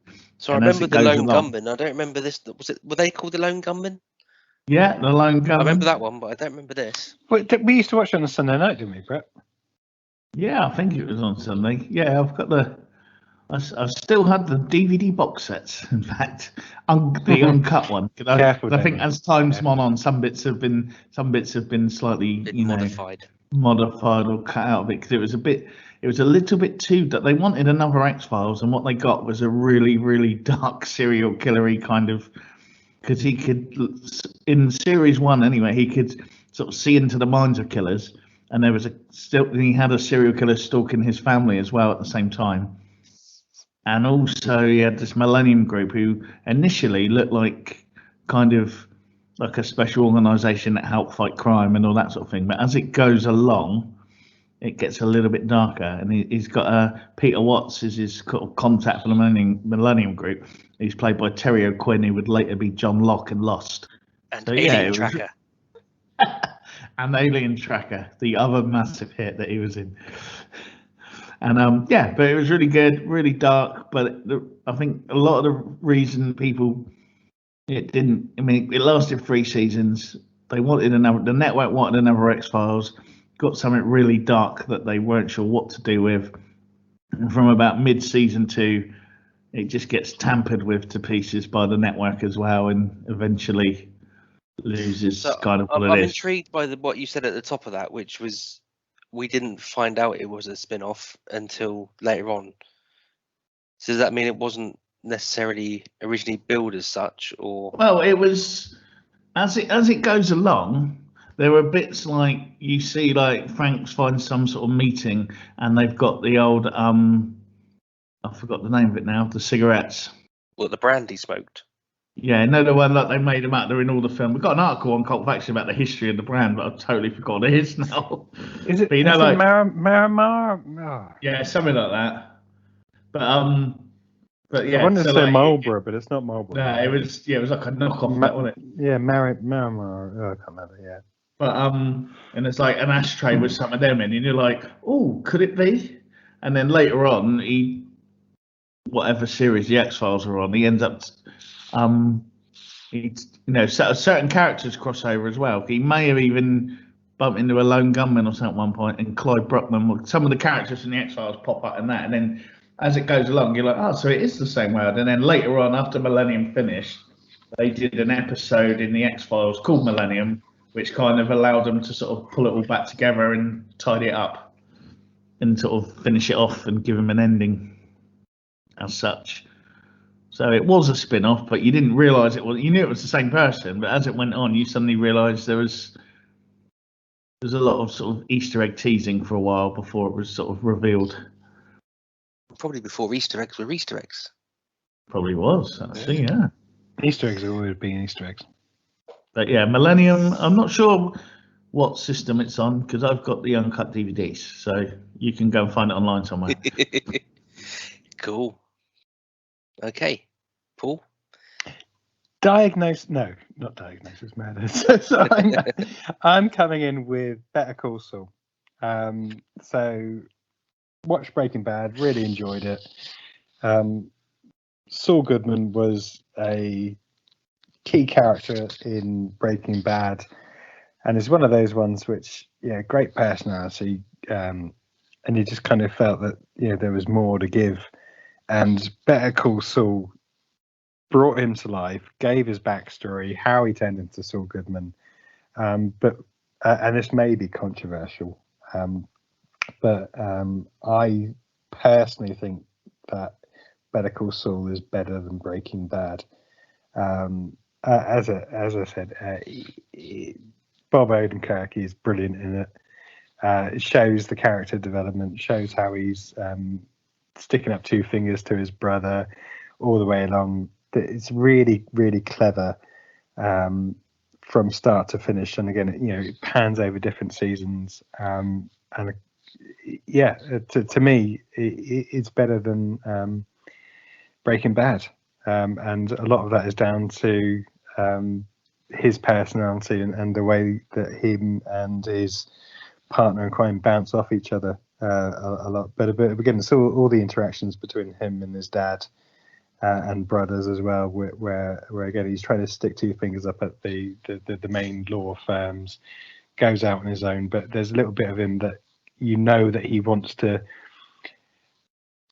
show how great he is and how he could be a top lawyer and raking in fortunes, but then has to go a different way and almost revels in that. And it kind of intertwines with the Breaking Bad timeline as well at some points, and brings in other characters from Breaking Bad as well. So it's just an interesting spin on some of the other characters in Breaking Bad that you don't necessarily see as much of. because that's mainly focused on the two main characters. But yeah, I just found it. I was going to say engrossing. I didn't mean engrossing because that's too wankery. you can cut that out. That was too much of an arse gravy comment. But yeah, it's not necessarily anything that hasn't been done before as such, but it's just the way it's portrayed, and great cast, great scripts. Yes, it's about a lawyer and how many different lawyer series are out there, but it's so good, man. And it's just a great take on the character. Do you guys watch it? This is why I've been quite quiet. I haven't watched it. I think we've mentioned before, Breaking Bad completely passed me by. I did watch 1 or 2 episodes at the very beginning before it became the phenomenon that it is. Yeah. And I just didn't take to it, so I never went back to it. All I'd say is you don't need to watch Breaking Bad to watch Better Call Saul. Yeah, it's not mandatory. You won't lose anything from it. And in my opinion, it's the better of the series. Cool. Yeah, I watched the first series, and Michael McKean was his brother, wasn't he? Dave, from Spinal Tap, and like, yeah, no, it was all right, but I wasn't. Breaking Bad never got me that much. It was good, but I thought it was a bit padded out, and yeah, and it was, yeah, I liked it, but I never went back for the second series, if I'm honest. I would watch it if it was on. It was severely but, lacking yeah, some Iron Man action, wasn't it? not enough capes. Not enough capes, yeah. Right, David, what was your one? Well, I haven't done mine in any particular order, to be fair, because there's no need. This isn't the top 5. Exactly. Yeah. So, and do you know what? What I feel I have to mention now, because Paul, you almost mentioned it, and that's Diagnosis Murder. I thought you might. Yeah, because it's a spin-off of Jake and the Fat Man, which most of us should know. But it's got the legend of that is Dick Van Dyke as a roller skating doctor with a penchant and his son. They haven't got there yet. I didn't interrupt you. Don't interrupt me, please. Thank you. To be fair though, you didn't interrupt me because you hadn't watched it. No, but I still waited to the end before I asked any questions or commented. Anyway, Dr. Mark Sloan, he's a hospital physician who has he does a lot of roller skating and gets involved in police investigations, which is kind of shoehorned in by the fact that his son is a detective. I'm waxing lyrical, but I now can't remember what city it's set in. It's not New York, is it? I was going to say Los Angeles. But... Yeah, I think it is LA. I'm sure it is now. But yeah, so he works for the LAPD. And you've got Michael Tucci as the stressed out hospital administrator, or at least for 8 seasons or so he was anyway, we all know from Grease. Series ran for 10 years, which includes 5 TV movies as well. And it also did a really good job of incorporating other TV show cast members all in the same episode. So, in those days you'd always get other people popping up from TV shows, but this did a really good job of getting those same actors that were in certain TV shows. Yeah, there was a MASH one, wasn't there? There's a MASH one, there's a Star Trek one, there's a Happy Days one. Wasn't there a Police Detectives one as well, like of just different? Because it was the dude who was in Galactica 1980 with Van Dyke's son, but he was known in America for being in some other cop show. There may well have been. I've literally. He was the one. He was the murderer. So it's almost like you're saying Diagnosis Murder is almost like the spin-off of spin-offs. It is. Well, yeah, maybe that's why I did go to that one first, because it's the spin-off of spin-offs, and even Stephen J. Cannell actually appeared as himself, or rather an exaggerated version of himself, in an episode. So you can't get more meta than that. It's a shame Angela Lansbury didn't turn up on the same episode though. Quincy two writers did. of Quincy did. Yeah. He was in about 3 episodes actually, to be fair, playing different characters each time. So it doesn't quite count in the same sort of in that same sentence as MASH and Star Trek episodes where they've specifically got the cast.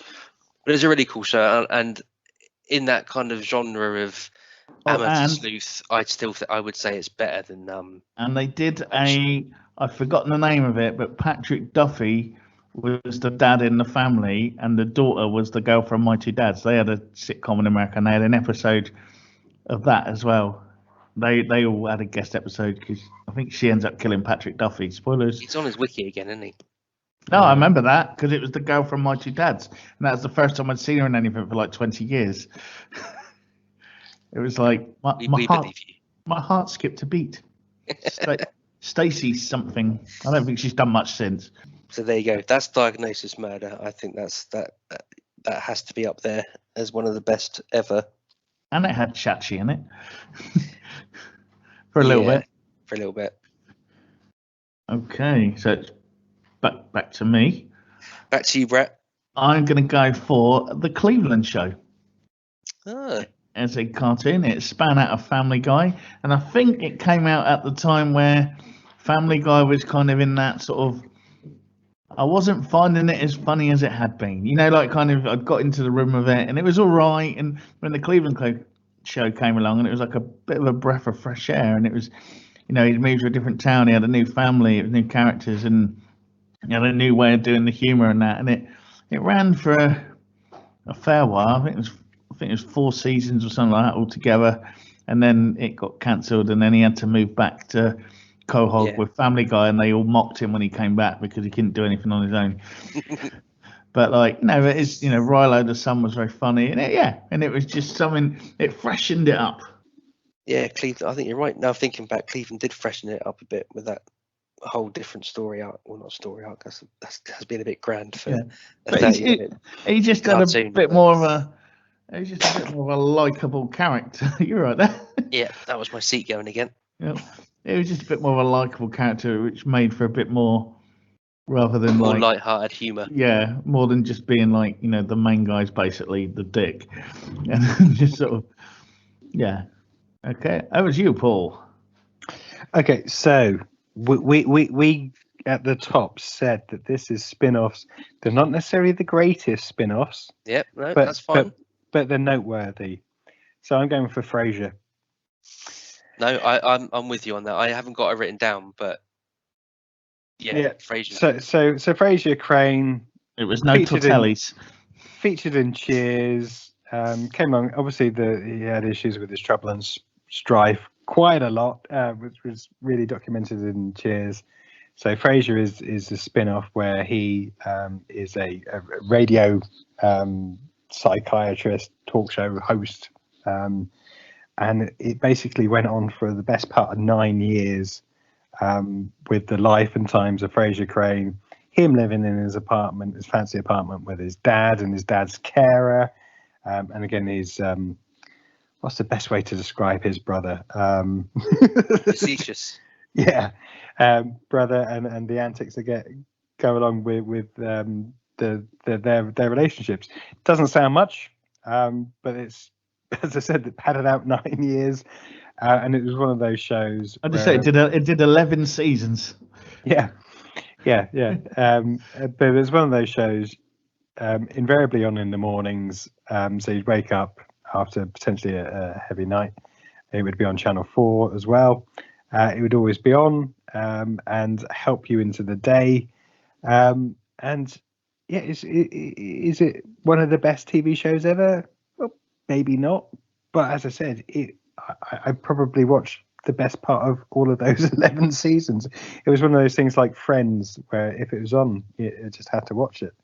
But it was that when you said it just then about it being on in the mornings. I remember it being Channel 4 Friday night comedy. I think you had Friends at 9 o'clock, and then you had Frasier at 9:30, or the other way around, whatever it was. So that sort of golden period for Channel 4 Friday nights.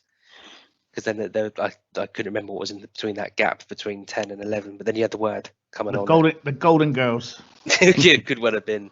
I think that might have finished by then. Yeah, but similarly, the Cosby Show. We don't talk about the Cosby Show. But similarly, Channel 4 started doing TV shows like this in the mornings about 10 o'clock or 9:30 or whenever not the big breakfast, but whatever it was at the time to finish. Yeah, you're right. There was another one with Ray Romano. No, yeah, those types of things. But Yeah, I can't remember. I want to say Stucky. It was about. It's almost. It might have been set in somewhere like Colorado as well. Oh, I'm gonna have to Google that because that was another thing that used to be on. Dharma and Greg. No. I'm gonna have to look it up. Anyway, we've gone off topic. Let's go back to Frasier. No, that's about all I have to say. Oh, I mean, right, if you don't know Frasier, then shame on you. Is it one that I say go off and watch? Yeah. If it's on, you'll probably tune on halfway through and probably watch the end of it. It's just one of those programs. It's like Friends, probably. If it's on. No, if it's on and there's nothing else, you might just watch the last 10 minutes. I despise Friends, but and it hasn't passed the trigger warnings period nowadays, has it? There's some dodgy moments in some of them nowadays. Like Friends. And there's a lot of F-bombs and shut up you FAG and things like that, which just don't stand up anymore. There we go. Damien. Oh, it's back to me, isn't it? So I'm going to go for MASH, purely because I don't think you can talk about spin-offs without mentioning MASH. Obviously, we all know it's a spin-off of the original 1970s movie. Couldn't add a year because I didn't bother to write it down. But actually, I think a bit like Frasier, but probably more so, this show did something that most American sitcoms don't do, which is tackle harder subjects and incorporate like pathos as well as the comedy. Yeah, they weren't always the heroes, were they? As well, it had that. Exactly. America wasn't always the hero. Yeah. Yeah. So the majority of American sitcoms, they're just writers in a room that sit around a table and it's gag after gag, and the setup is to get that gag in, not to actually tell a story. This didn't do that. This didn't shoehorn jokes into as much as possible to get a laugh. In some cases, an entire episode would have like 3 laugh out loud gags and the rest would be mildly amusing, and it really tackled some really hard stuff. You've got most people would remember, if they've watched it, will remember the last ever episode, which still ranks, I think, as the highest watched TV show in the States. If you take like the Super Bowl and all of that stuff out of it, 'cause that's a different sport, doesn't count. But you take the sport out of it, it's still the highest ranked TV show of any broadcast in the States. And that last episode, Hawkeye is recounting that story of trying to keep quiet and stay away from the North Koreans, and he's telling the story about a chicken being throttled, and then it actually turns out that it's a repressed memory and it was actually a baby being throttled. Yeah. It wouldn't be quiet, would it, or something? No, yeah, so I remember that. the woman, the mother smothers the baby, and it's like that whole section of that episode is about him coming to terms with that. I mean, and this is a sitcom. You compare that to something that the sitcoms that are out there now. There's just no comparison. And must have probably been about 10 or 11 when I saw that for the first time, and I literally remember it now. I just went cold as you said it. Exactly. It's been done so many times since, but I don't know if it was ever done before that, especially on a TV show like MASH. I mean, it was one of those things, wasn't it? It was harrowing. And it was really clever writing. I mean, I think we mentioned the likes of Blackadder a few weeks ago, where the last series was quite deep and dark and getting comedy in there. But this was on a different path. And it wasn't just a comedy sitcom; it was a drama as well. Yeah, I mean, now you would say it's a dramedy. It's the millennial term for these things, but that didn't exist back then. That wasn't a thing. This was a sitcom. Yeah, and it did all of that hard hitting stuff. Bearing in mind also that it was running at the same time as the Vietnam War. Yeah. So you've got all of that going on in the real world, and they're portraying the Korean War on TV. So they're tackling those very things that people are protesting about, etc., in real life. It's just a brilliantly written show. And it was really clever because it managed to bring in the drama. It managed to bring in clever humour, but it also had slapstick humour in it as well. And it just married them all together seamlessly. Yeah. Really clever writers. And a really good soundtrack as well. Yeah. But when I watch it now, though, I keep trying to look out for Radar's hand. I do have to be honest, because Radar had a little hand. Beatle-esque, was he? Yeah, he had a beetle hand. Oh. And if you go back now, it's always like sort of, hey, what's going on? It's like behind his head as he's scratching his head, scratching his head, and it's behind his back, or it's the way he's carrying a folder or something like that, and it's quite clever because I think he was worried that, especially in those days, maybe if people saw it, he might lose his job or something, because how TV was in those days. And I think a bit like Michael J. Fox later on in Spin City, where they were obviously clearly covering for him. Yeah, he was and in now his pocket, when you watch it back, you realise that they'd gone that far for him to keep him around and stuff, and and that just adds to it really. That shows you what the cast were like in MASH, and it's cool. Back to you, Brett. What's next on your list of noteworthy? Okay. Well, the next one, there's two, but they kind of go together really. It was about late 1988, 89 that Alf disappeared from our TVs, and although we were still jonesing for some more Alf, we'd never ever got Paul Fusco's alien little character back again. But we did get Alf the animated series and Alf Tales, and it was still him doing the voice.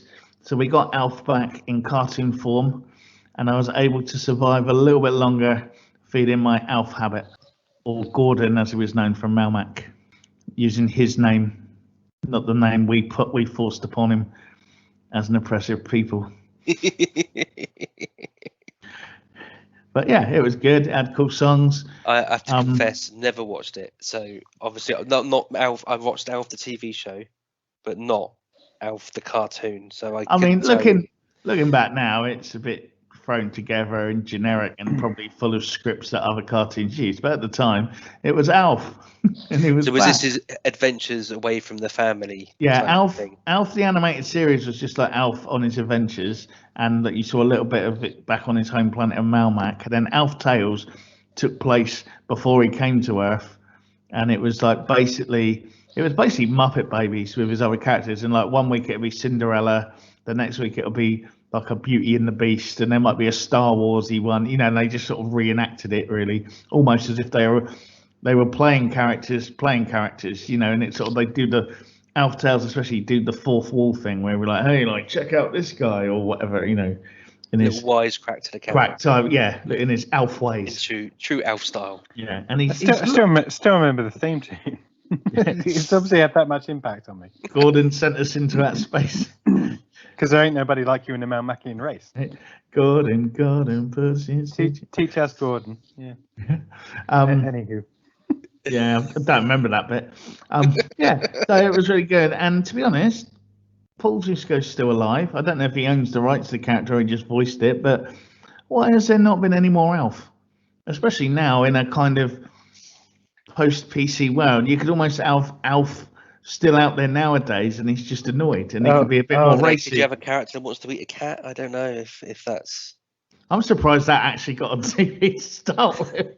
This is the 80s. You can get away with that in the 80s. The cat that wanted. You had an alien that wanted to eat pussy on TV. Let's face it, they are desperately short of original ideas. Alf will come back. I even saw a post from James Gunn the other day in regards to Howard the Duck. Someone said, what would this be like if it was refilmed nowadays, and maybe with the James Gunn spin on it.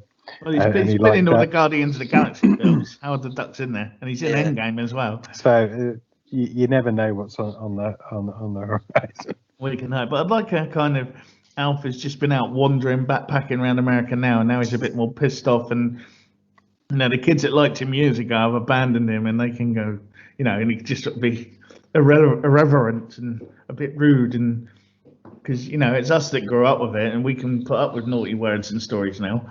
And I think it'd be quite humorous.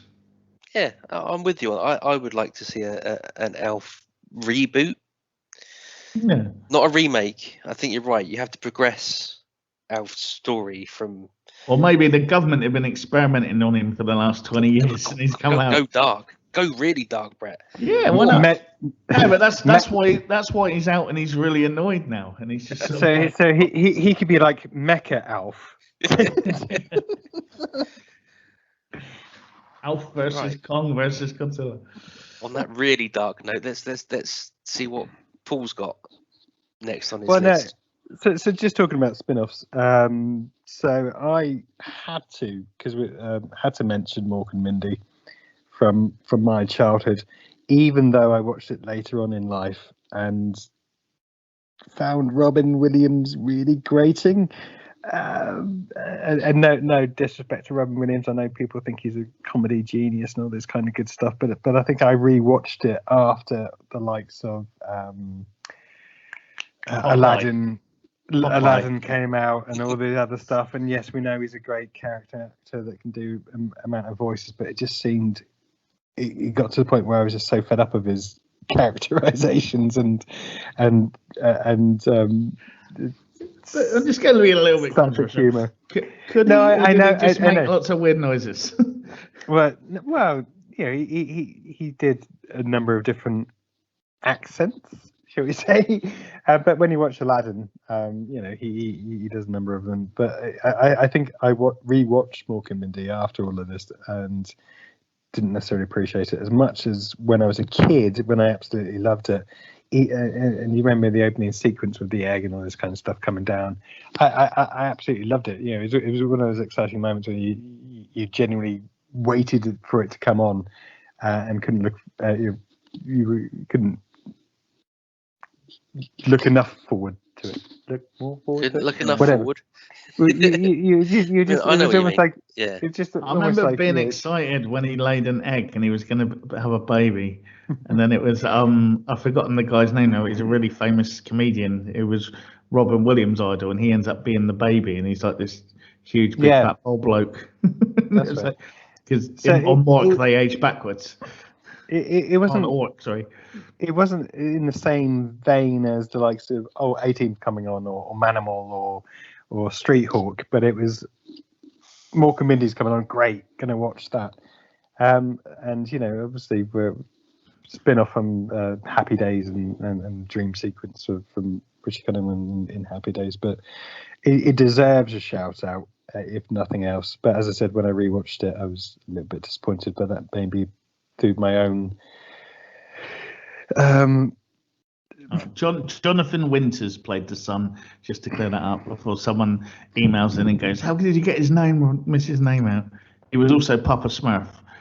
Thanks, Brett. And maybe because I had a soft spot for Pam Dolber as well. I'm just saying, as a kid. And as Forrest Gump would say, that's all I have to say about that. Is it me? It's me, isn't it? Yeah. Yep. So I'm going to go with next on my list. I'm going to go with Torchwood. I've not got a huge amount of say on it, but I think of the spin-offs from the universe that is Doctor Who, I think Torchwood is probably the only one that I would invest any time in watching. It takes the action away from time and space and moves to the more glamorously grounded location of Cardiff and follows the adventures of Captain Jack Harkness. I thought you liked a bit of time and space. I got nothing. I quite enjoyed Doctor Who, but I'm just saying. No, I was just saying. Just right. Just saying. So it follows Captain Jack Harkness, who heads up the Welsh branch of the Torchwood organisation, which, as we all know, is an anagram of Doctor Who. So don't need to go into the whys and wherefores of why it's called Torchwood. They investigate alien activity rather on Earth. But like I say, it's a more grown up spin-off than most of the other Doctor Who stuff that gets churned out. Are you saying it's more grown up than Canine and Company? Much more grown up than Canine and Company. And obviously there's the Sarah Jane Chronicles, is it called? Adventures. Sarah Jane Adventures. And there's been a few others as well, haven't there, since then? I'm sure there has. But yeah, so I don't really have a lot to say about it, but I remember it being an enjoyable show to watch. And it's very much John Barrowman before he became John Barrowman. If you know what I mean. No, well, actually, I would say it's the in-between bit, because he was John Barrowman when he was doing kids' TV shows in the 80s, and then he kind of disappeared for a little. Well, probably did stage and stuff, I'd imagine. But then he came back. Well, I guess for UK audiences at least, a bit more of a meaty acting role than just being Cab John Barrowman from. Oh yeah, I always forget as well. He was in Arrow as well, wasn't he? I can't remember now. I don't know which. I'm thinking this was probably before Arrow. Yeah, it was before, but yeah, it was Merlin in Arrow, and that was a much more progressive, dark role. I do forget he does serious role because you get used to. Well, we just now again, the person you just see him pop up in. Yeah, you just the personality. Yeah, judging on Strictly or something at the moment, isn't he, or whatever. It may not be Strictly. He's probably not big enough to be on Strictly, but it's one of those shows anyway. So John Barrowman's on Dancing on the Knives, wasn't he? There you go. That's the one. That's the one I was thinking of. But yeah, so if you take that away from your mind and watch Torchwood, it's a good show. What's next on your list, Brett? I loved it at the time, and I mentioned it earlier. Galactica 1980. Battlestar Galactica finally gets to Earth, but they're a bit upset because Earth isn't as technologically advanced as they thought they would be, and if they land on Earth or sort of tell them where it is, the Cylons will get there and kill everyone. So they have to sort of hide their huge spaceship a bit further away from Earth and send in Troy and Dylan, who's Barry Van Dyke, and the other dude who ended up in Diagnosis Murder, who was known in America for cop shows, can't remember his name, but and they infiltrate Earth, and then later on they end up with some sort of alien. The kids come down and they end up like sort of being sort of space Boy Scouts, and they can all jump really high and stuff. And it kind of lost the plot a little bit. At one point, it becomes time travel. Yeah, I was just at one point it goes, and it was kind of like they had an idea, weren't really sure about it, and by the 10th episode, it was all over. But for a minute, we almost in the very last episode is when Starbuck came back as well. So it was the return of Starbuck, and we finally saw what happened to him, because they played off that gap in between where you didn't know what happened in those missing years, but they weren't there, and like some of the characters weren't there anymore. And then right at the end, you find out that I think Dylan was Boxy, who was the little kid in the original series, but he's grown up now, and Adama had a bigger beard, and it was stuff like that. But yeah, really good to start with, but they didn't really know what they were going to do with it, and it's just full of guest casts of people who you would expect to be in a 1980s TV show. And they had Dr. No Michael Ironside though. No, he was still living off Scanner's money at that point, I think. And they had Dr. Z as well, who was like the weird child genius. He was originally played by Robbie Rist, who was the cousin Oliver for the Brady Bunch, and then he was the coach driver in the first Sharknado film. So he's still earning a crust on that gimmick. Yeah. He can revisit the Comic-Con circuit now if he's been in. I think that's maybe what he's been up to. He's gone up an extra $5 on his. He also cost. He did the music for. He was the theme. His bands, which they called Quint, did the music for the Sharknado soundtrack, which basically sounds like the Ramones, but instead of like 1, 2, 3, 4, it goes shark, Sharknado. But you get the idea. Yeah. Back to Paul, who's given us a tour of his house. So moving into the front room now. So completely left field. Lego Batman movie. Because it's brilliant.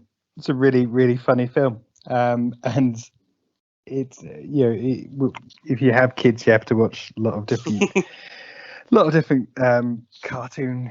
I've watched it, and I've watched it, and I don't have kids.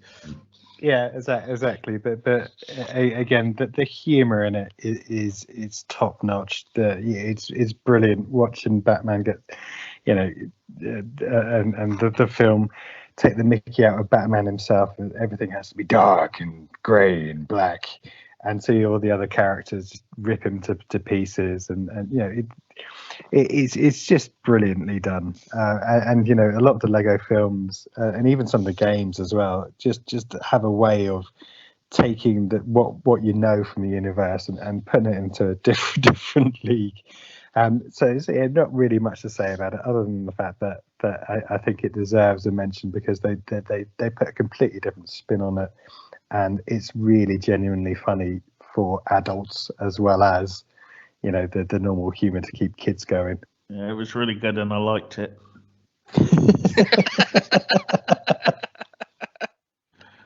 There you go. What more can I say? Damien. So I've left my best for last, and that is Ashes to Ashes, which is obviously a spin-off of Life on Mars, or a continuation of some of those characters, or the majority of those characters' life after Sam leaves them. And I rewatched the entire run last year when I was building the bar in the garage. So I watched Life on Mars. I watched Ashes to Ashes all the way through to the end of Ashes to Ashes. The whole thing is just awesome. And the third season of Ashes to Ashes manages to wrap up everything from Life on Mars right the way through to the end. You got guest star of Daniel Mays, who's playing a kind of, it's never really said whether he's the devil or not, but it's that kind of premise. Spoilers. It's been 10 years since it. Shut up. 10 years, but it probably has. Probably has been, yeah, we're that old.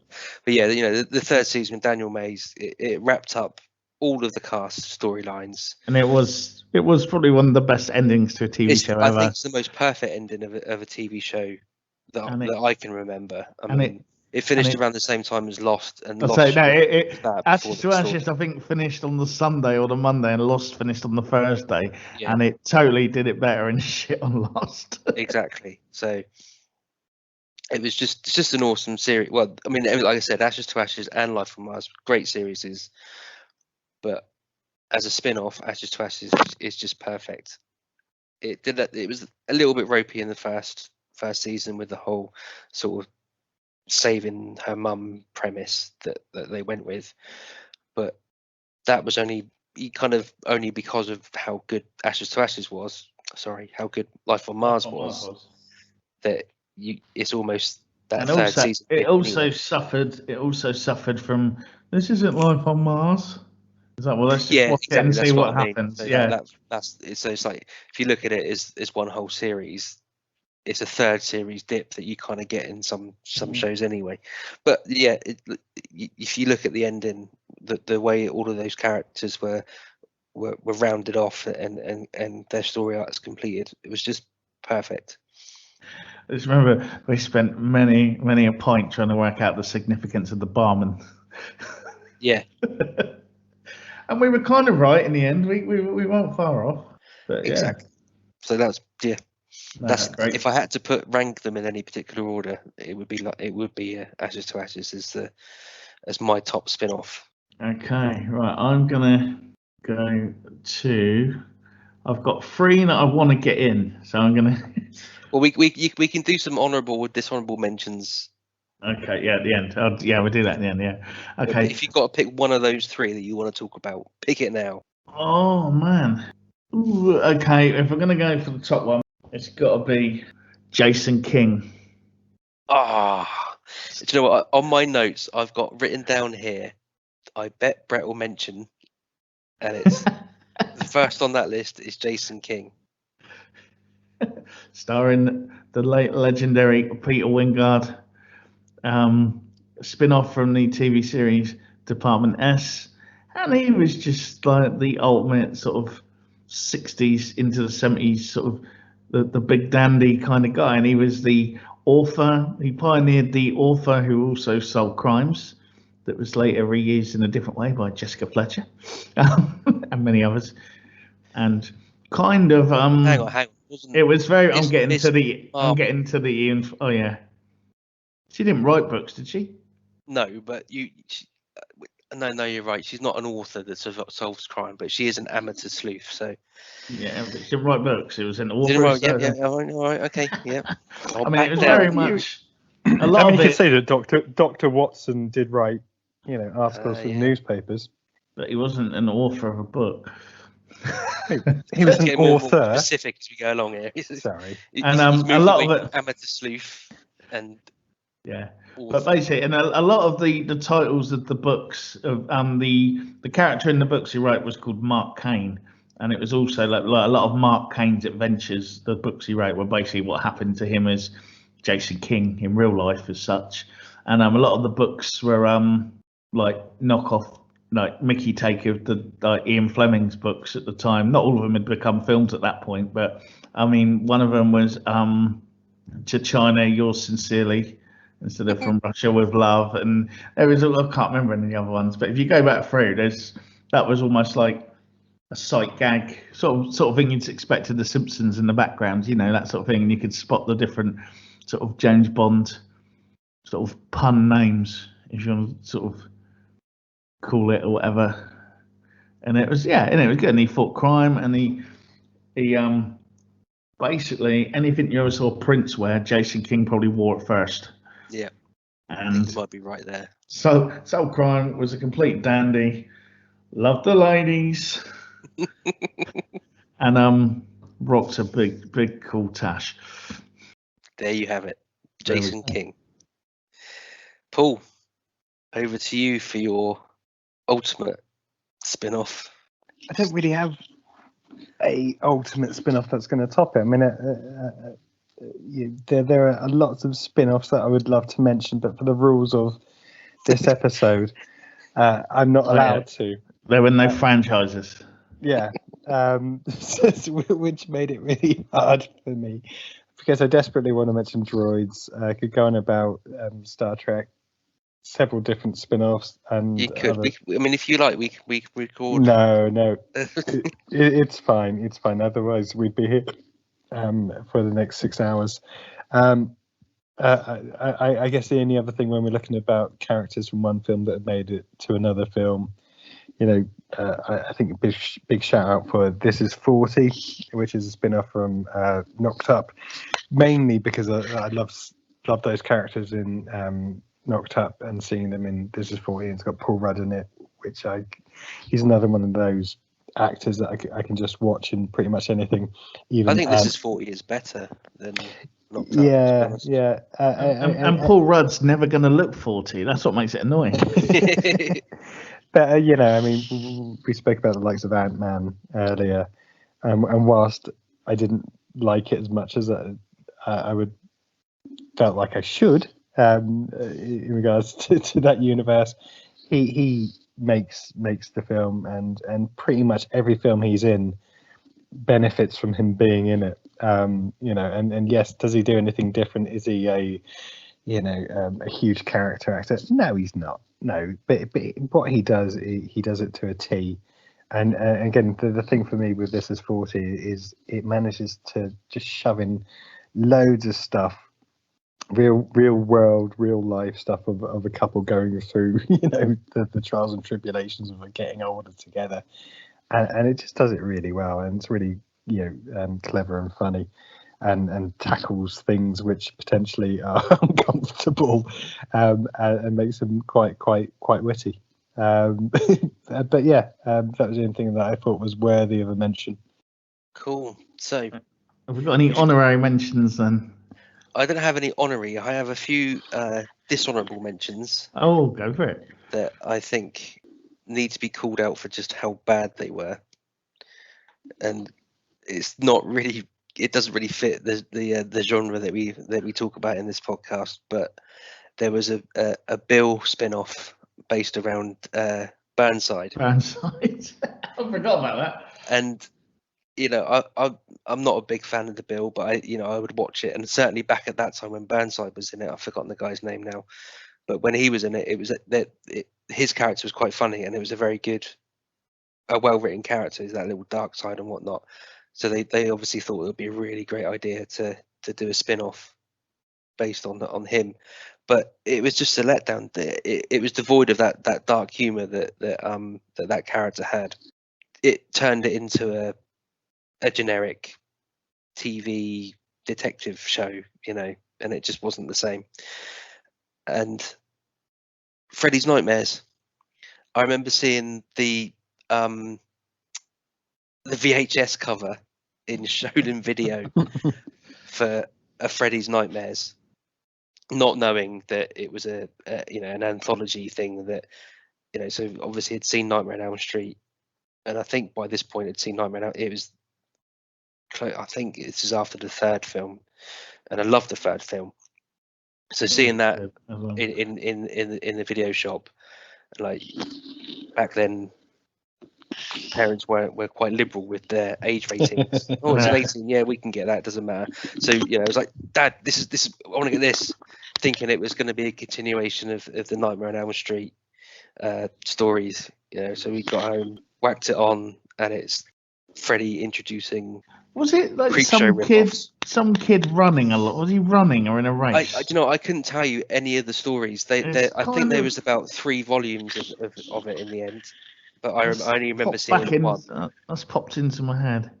But yeah, it was just him, in a studio with some dry ice, peering out from behind a pillar with his glove, going, and next up, is the creep show doll or that sort of thing. So it's probably, to be fair, thinking back, if you watch them now, maybe the stories are quite good, but this comes from the heart of a disappointed 11, 12-year-old who raced home from the video shop thinking that there was a new Nightmare on Elm Street film and being thoroughly crushed by the cynical world that is Hollywood.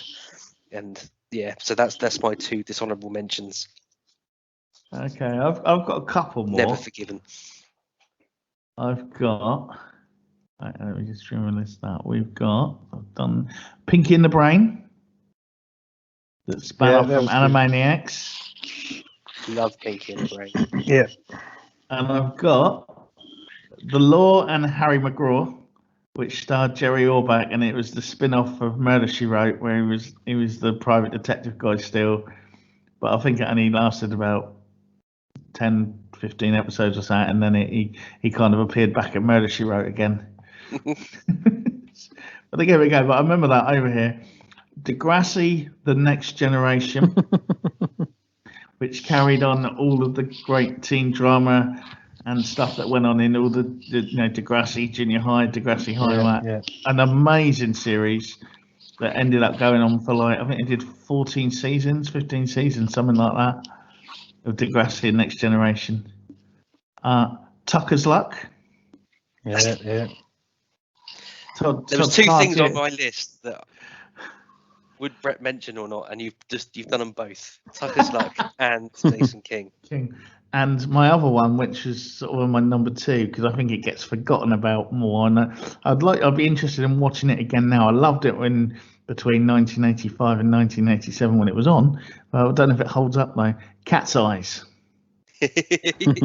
Jill Gascoigne. Yeah, spinning off from The Gentle Touch, and it introduced the world to Leslie Ash.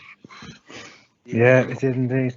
And we've never been able to give her back since. Yeah, I can't imagine that it does hold up now. All I can remember is the opening titles with kind of like they were just had Vaseline rubbed on the lens of the camera to give it that kind of mystical, slightly soft porn look to it. So I can't imagine it does hold up too well. Yeah, they were the covert activities Thames section.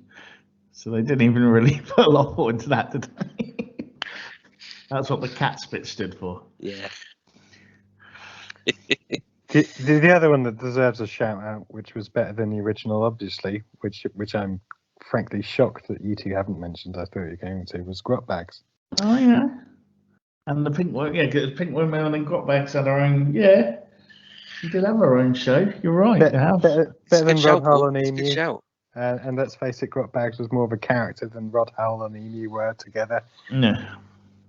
Carol Lee Scott, I believe it was her name. I'm not googling that. I remember it. And I don't know whether it's just you, but in my household, whenever the door knocked, There's somebody at the door. Still do There's it now, to be fair. Yeah, I get the kids saying that at school, and they have no clue what they're going on about. I think there's very few people up and down the country of a certain age that won't do that. And also, do you remember when she turned up, Grotbags turned up as the special guest darts player, the celebrity darts player on Bullseye? And it turned out she was like a really good darts player as well. And it was like, oh my God, Grotbags is on Bullseye. Life-changing moment. That helped me get over my Freddie's nightmares. It was really hard to talk about that. It's all right. We'll get you through it. Maybe we should find them and maybe do a thing on them, go through them.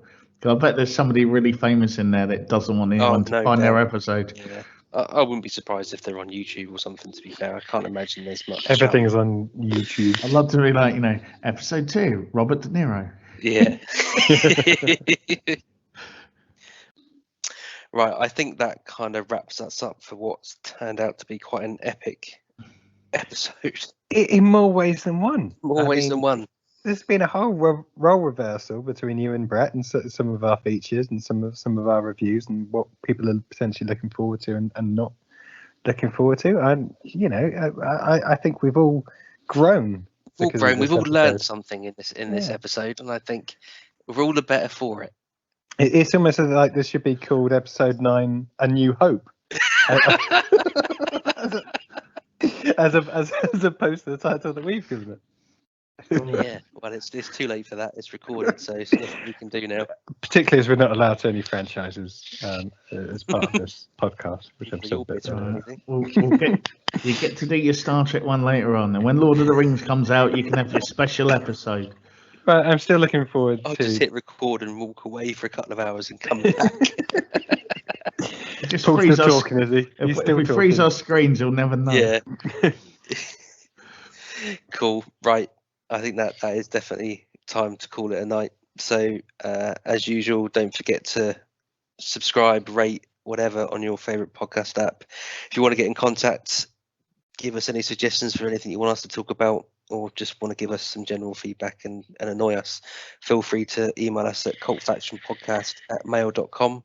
But hold on. Let's not annoy us to a point where we have to get the authorities involved. Well, we'll see. It's all right. We're not Morrisey. Yeah, we won't sue. My hair's looking a bit like it at the moment. It is actually, yeah. Luckily, no one can see that, so you're all right. It's fine. That's the problem. No one can see it. And that's the way it will stay for now. Yeah, definitely. It's a good night from me. It's a good night from me. And it's a good night from me. Good night. Stay classy. Don't have nightmares. Superman. Hey, Superman. I made this. Choo, Jabba one. Screw you guys. I'm off to join my own Super League.